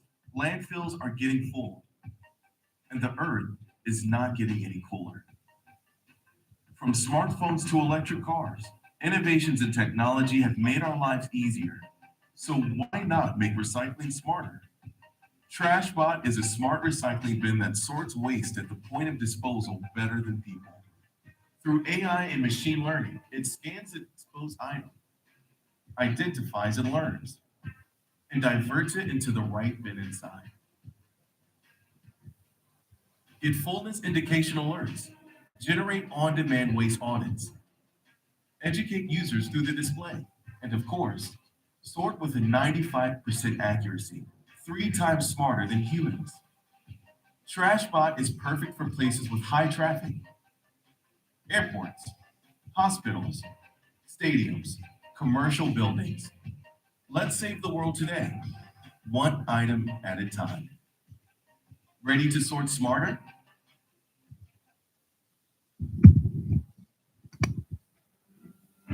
Sorry, could you please stop the video?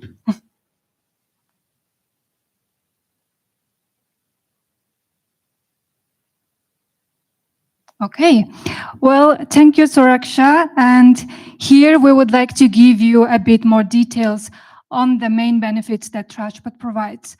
One of the key features it has is that its capability of reducing contamination significantly.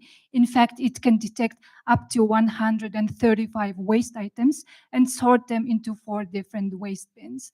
And thus, it will help us optimize recycling and minimize ecological footprints.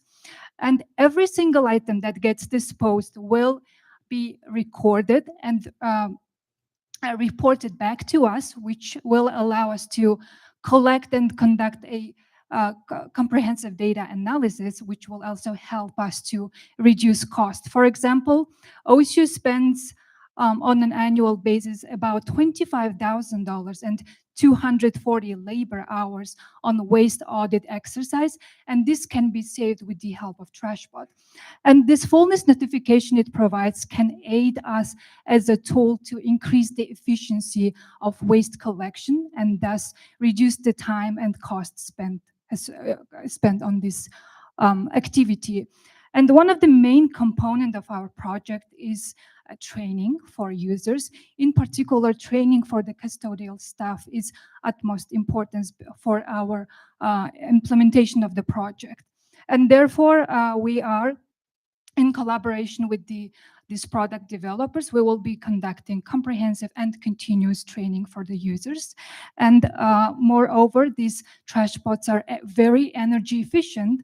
And moreover, it also has an independent connectivity, which means we will not need to worry about any utility costs associated with it, as well as internet connectivity issues.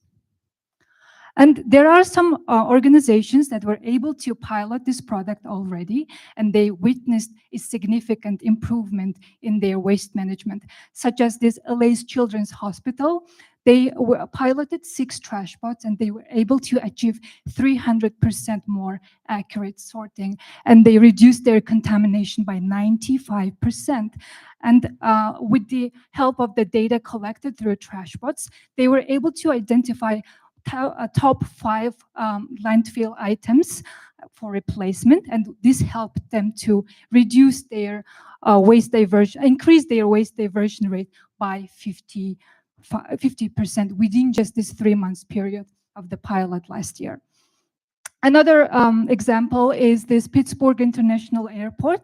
They piloted 40 TrashBots and were able to divert 417 tons of recyclables in 2022. And this helped them to abate over 1,100 metric tons of carbon, which equals to removing hundreds of cars from the road. And here is our proposed timeline for the project. We plan on starting our project immediately from April. And in May, we will start the installation of the trash bots, and we have 5 strategic locations to begin with. And May is an important time because it will be slower, and this will allow us to troubleshoot and calibrate these systems for smoother transitioning. And from the August, we will start collecting and doing initial data analysis. And by the end of next year, end of April of next year, we will have an annual level data collected, and which will allow us to do comprehensive data analysis on this waste. By the June of 2025, which is the end of the project, we will deliver waste stream analysis report along with the waste reduction strategic plan for OSU. And here we're showing more detailed plan for the implementation. So our targeted location is Columbus campus, and we are planning to cover around 30 to 40 facilities during these 13 months of project implementation. And as I earlier mentioned, we will install 5 trash bots in these 5 locations, and we chose them based on the crowd and the waste volume that each of these facilities produce. And our plan is that within 1 to 3 months, we will be deploying and relocating these 5 trash pods in different facilities. And then by the end of the 13th month, we will cover these many facilities. And our proposed budget is in total $60,000. And as you see, the majority of the money will be spent on leasing 5 trash pods for 2 years. And the utility cost associated with it is about $100 for the 12 months period. And the remaining $800 will be dedicated to cover any unexpected expenses.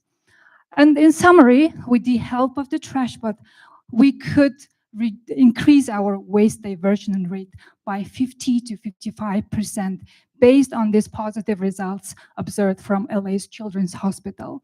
And this will help us to speed up the progress towards sustainability goal for the next year and beyond. And by using and implementing this AI-driven waste management technology, OSU will be positioned as one of the pioneers in the field, not only in the US, but in the worldwide.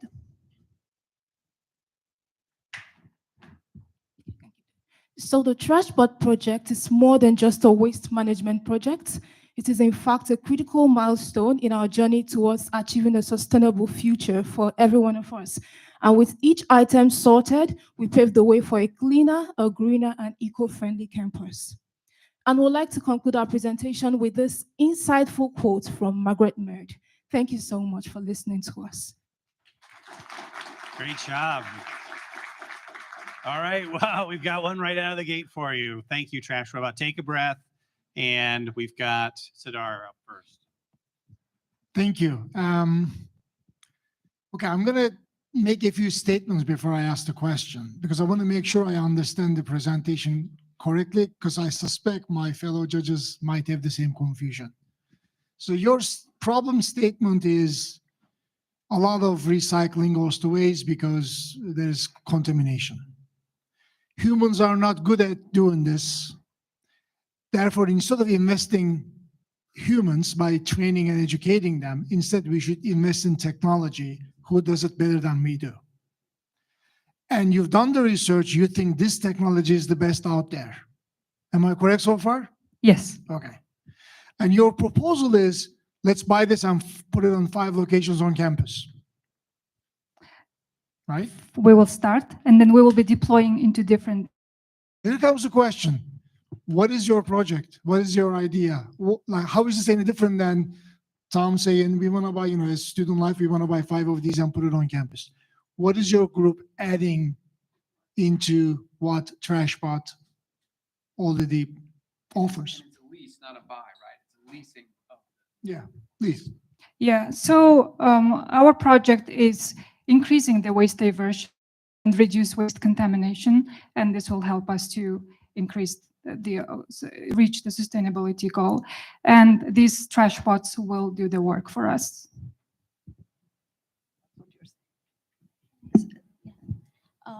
Actually, like, yes, like like there was a demonstration before, like we all are educated here, and among like from the OSU, like 60% responded that they get often confused, as I know like many of us agree, I guess, right? So like this AI, this will sort every product which is organic, which is inorganic, which is plastic, and like we can also install which we want to like sort, right? We can do it on our own. Then this will give all the data, which waste we collected in which place, and we can get all the data through the AI, and it will also sort differently. So I think it will help a lot for our sustainable future. Yeah, thank you. And just to add, also, this will be saved, for example, like just at minimum, this will be saved with the trash bots. OSU does waste audit exercise every year. They spend 25,000 basically just doing this work, but using 240 labor hours. Instead, this AI, these robots will do the work for us. And we will have very clean and accurate, 95% accurate data on what type of waste OSU collected and how we can strategize going beyond. Okay, I think I failed to ask my question properly. I understand the value of TrashBot. Is your value to this proposal to convince us to install TrashBot on campus, and then you guys as a project team, you'll consider yourself successful, that you manage OSU to install these? Or is there something else you plan to add in terms of value?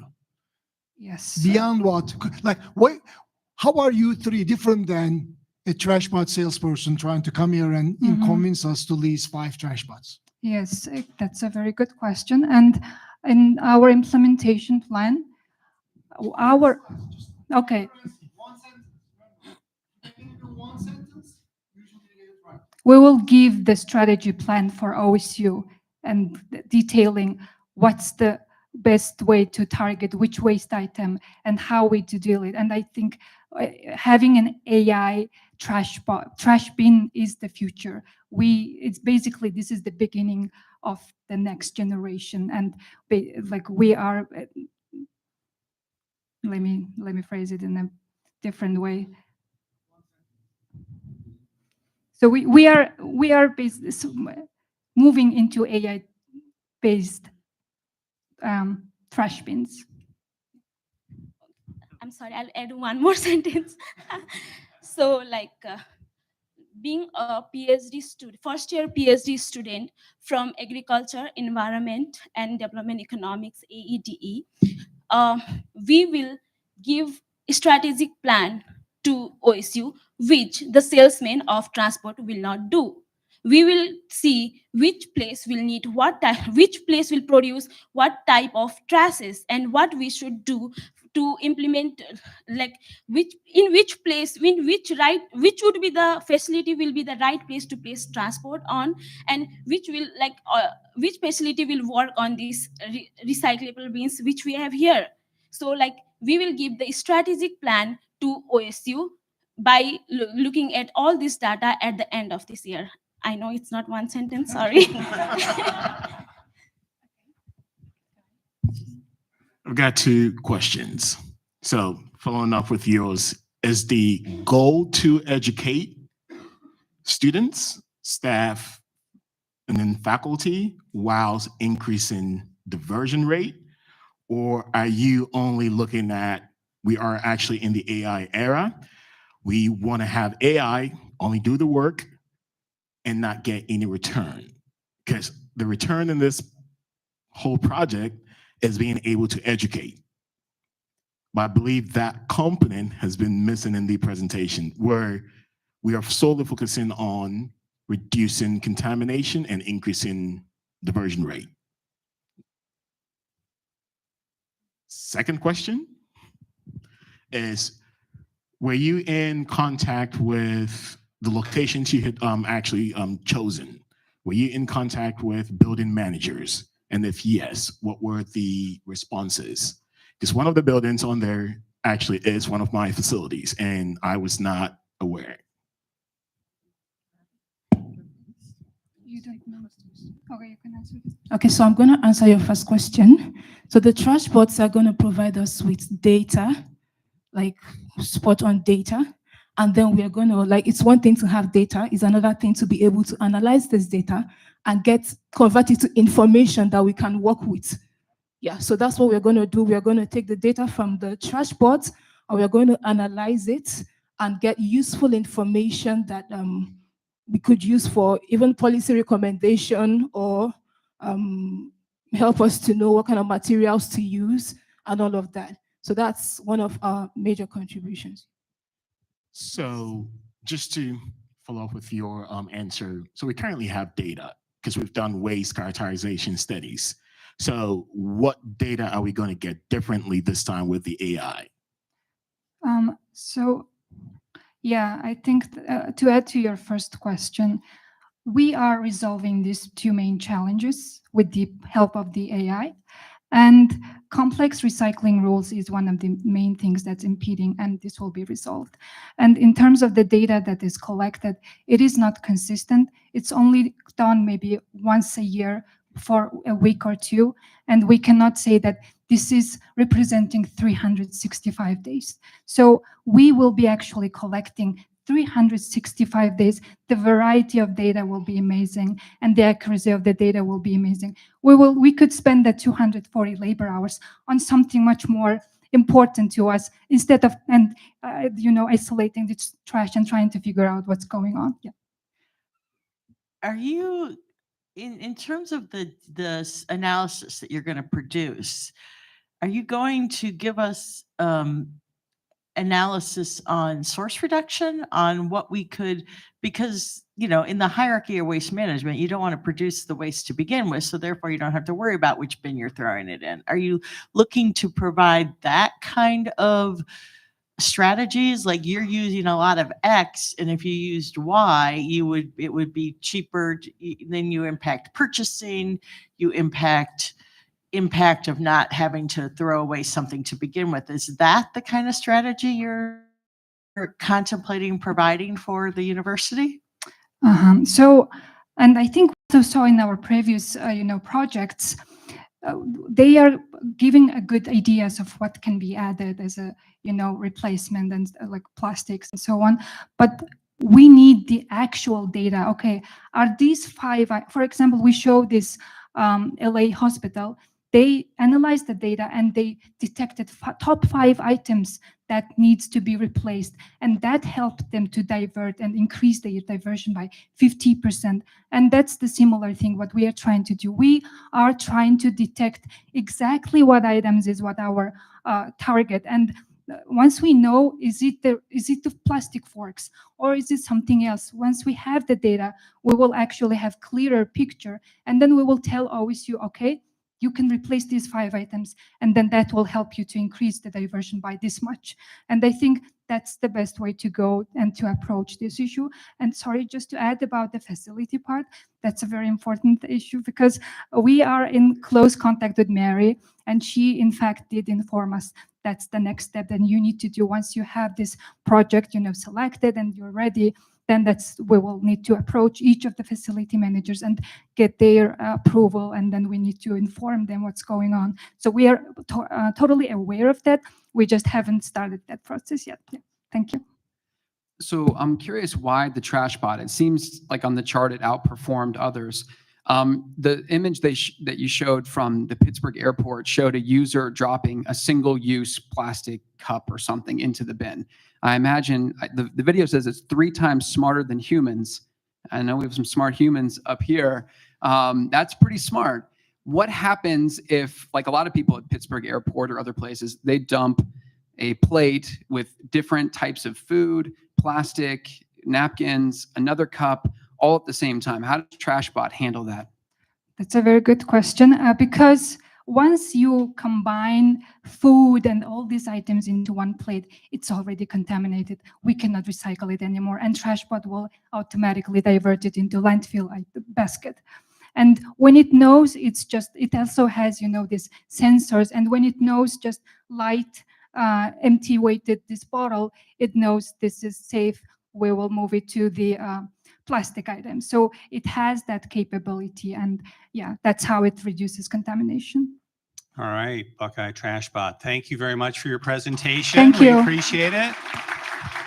So I think for the next Smart Campus Challenge, we're just going to have 3 trash bots right here at the judging table, and that will take care of it for everyone. So, all right. Well, you made it. 8 presentations, 8 great ideas. The judges have a very hard job ahead of them. So we're going to go ahead and excuse them. I think the massage tables have been set up upstairs for your deliberations. Wine bar should be opening about now too. So we're going to let you guys go and deliberate. This is the time when we'd like everyone to think about networking. So many smart, entrepreneurial, and high initiative people in this room. Maybe talk to someone from another team that you saw present up here where you're like, that's a great idea. I'd love to hear a little bit more about that. So spend this next about a half an hour to do that. We'd like to have everybody back here in your seats at 2:50, 2:50, please. And we will then announce the winners.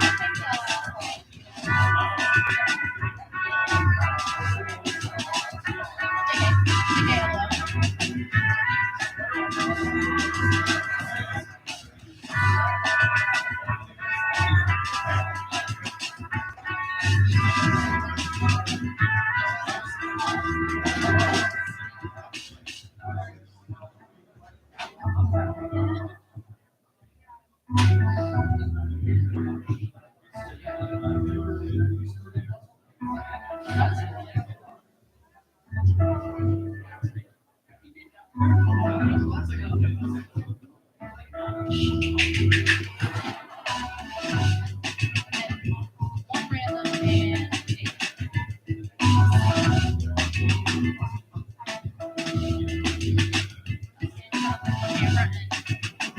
like, hey,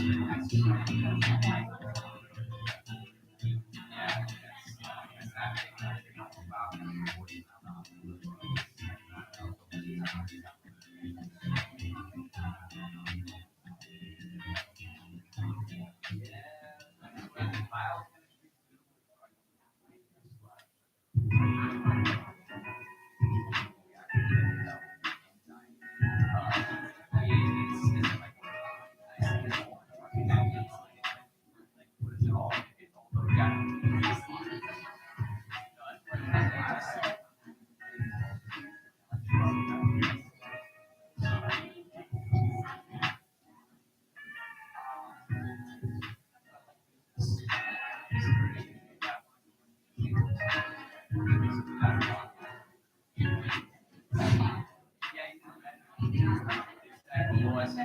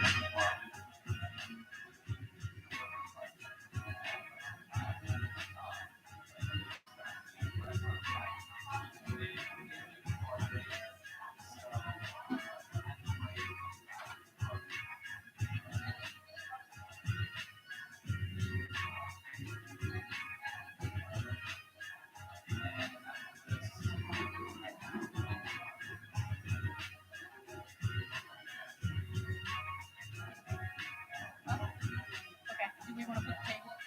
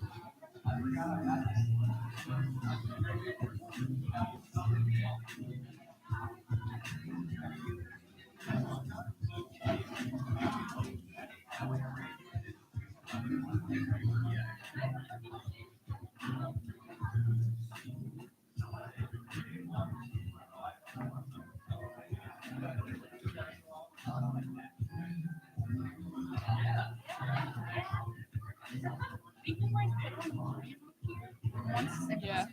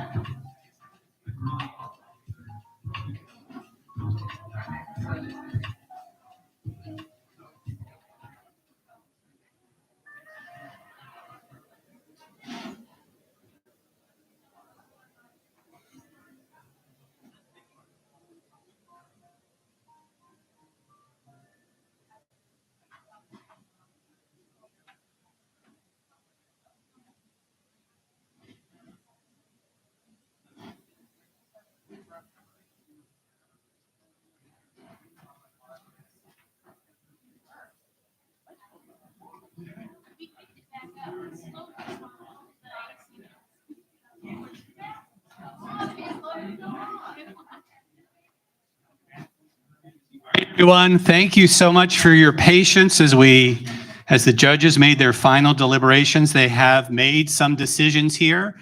Before we announce the winners, we would like to ask each of the teams to come up one more time to be recognized. We're going to do it in order of the way that you all presented. And Sidar from NG has a certificate to give you, and we're going to get a quick photo.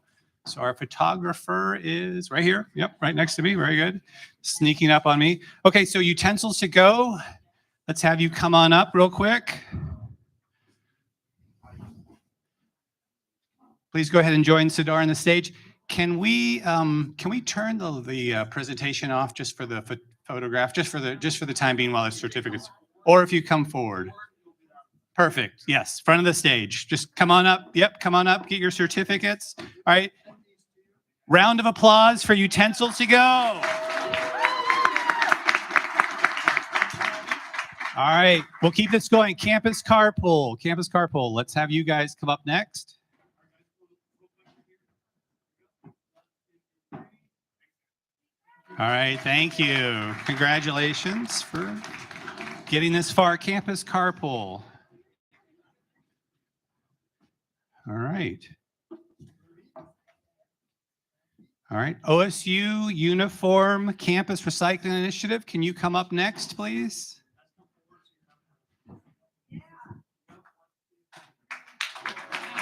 Congratulations. All right. Uniform Campus Recycling Initiative. All right, go ahead and hop on stage here with Sidar.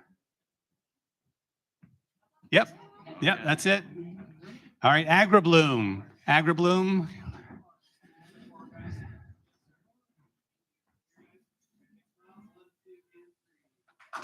Yay. All right, we got Team AgriBloom. Congratulations, guys. Job well done today. We're going to have our friends with the Micro Remediation Project. Would you please come up?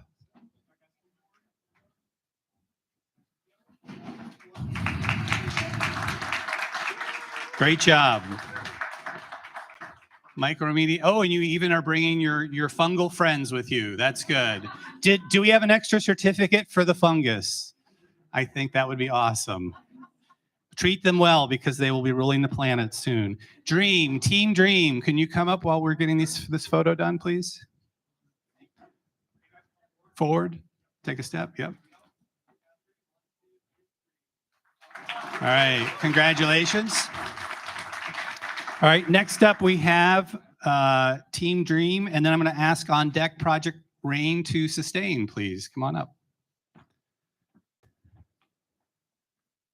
Take a step forward, gentlemen.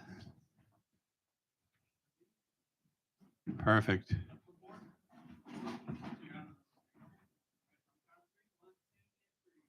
All right, well done. Congratulations. All right, Project Rain to sustain. And then our last one on deck will be Buckeye Trash Bot. Yep, come forward out of the light. There you go.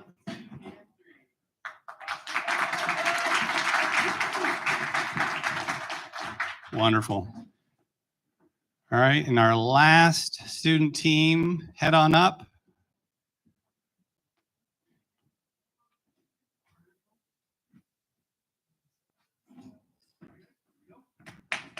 Well done.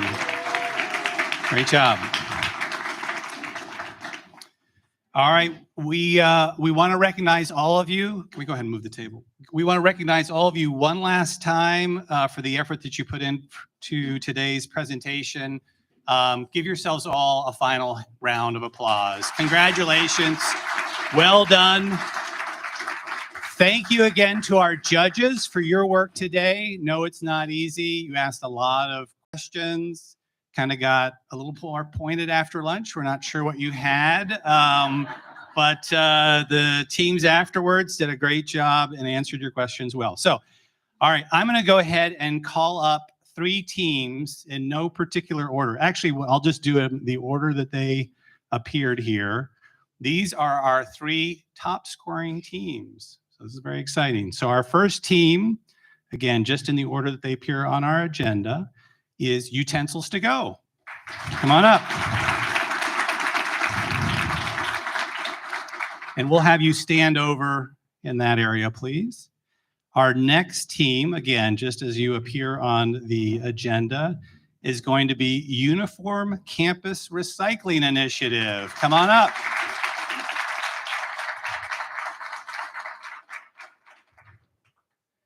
And then our last team that I'd like to call up to the podium is going to be Team Myco Remediation Project.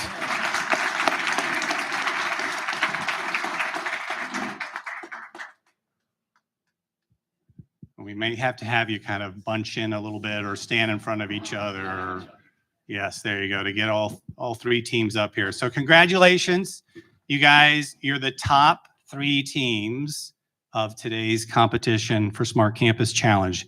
Now, we had a couple of changes that the judges made that actually are going to benefit you guys. The first is that we were only going to provide awards for the top 2 teams, but we've decided to give all 3 teams something. So the 3rd place team will receive a professional development stipend per team member of $250. The 2nd place team is going to receive a $500 professional development stipend per member, and they're going to get funding for their project. And the top prize team is going to get fully funded for their project and, of course, the trip to Paris. So we're going to start off by announcing our 2nd place team, our runner-up team. Our runner-up team for 2023-2024 Smart Campus Challenge is Team Myco Remediation Project. Congratulations.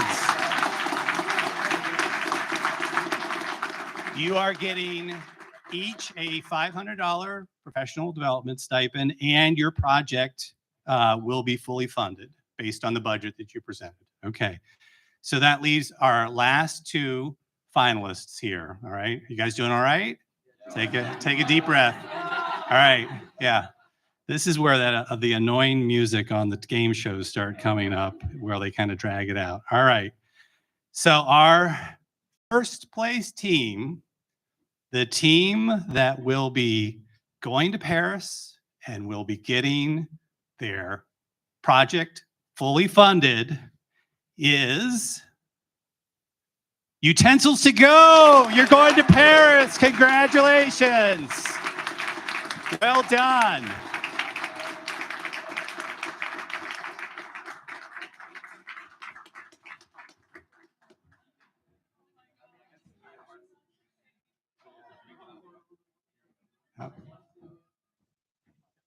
And can we have the two teams behind? Can you guys step up too?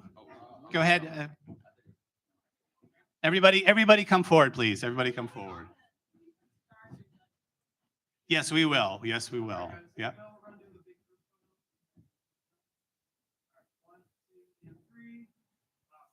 All right.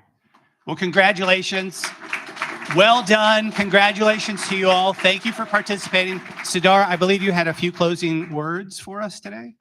Sure. This was very difficult really as judges because all 8 teams had really good ideas, good passion. There really wasn't a single team where we didn't see merit in your idea or your proposal.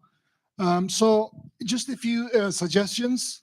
One is the courage you showed, being up here, presenting it, and then withstanding questions from us. And some of them are challenging and demanding questions like, within 10 seconds, answer it in 1 sentence. It's not easy. I hope that this today will be one of the milestones in your journey, in your education. The judges also, we agreed that we were going to make ourselves available. If you're interested to get more feedback, you can reach out to any one of us one at a time. If you want specific feedback, we're happy to offer that to you. And then finally, apart from this, the Ohio State Energy Partners, which ENGIE is a part of, also has every year funding for sustainability projects. And the deadline to apply is March 11th. 18th, okay, 18th. So there's 2 weeks. We actually did see merit in some of the projects that aren't on the stage right now that could get apply and get consideration for those funding. So I encourage you to reach out to my colleagues here. They will guide you.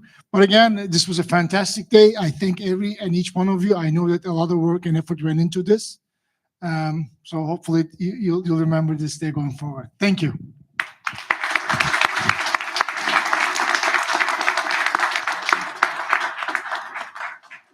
Done for today. We are done for the day. Thanks for everyone's efforts. Thank you. Have a great rest of your day.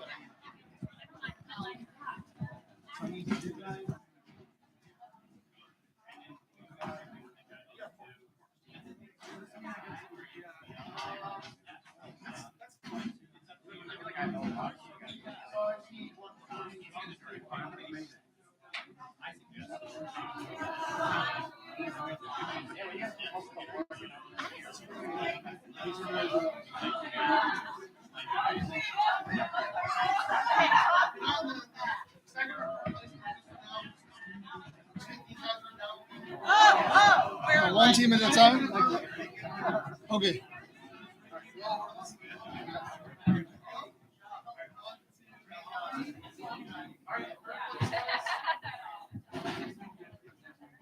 Get out of the way for a second. All right, now we're dealing with the judges. Come on up, everyone. We want to be with the team. Congratulations. Yeah, nice job. Thank Yeah, you. that was a really cool presentation.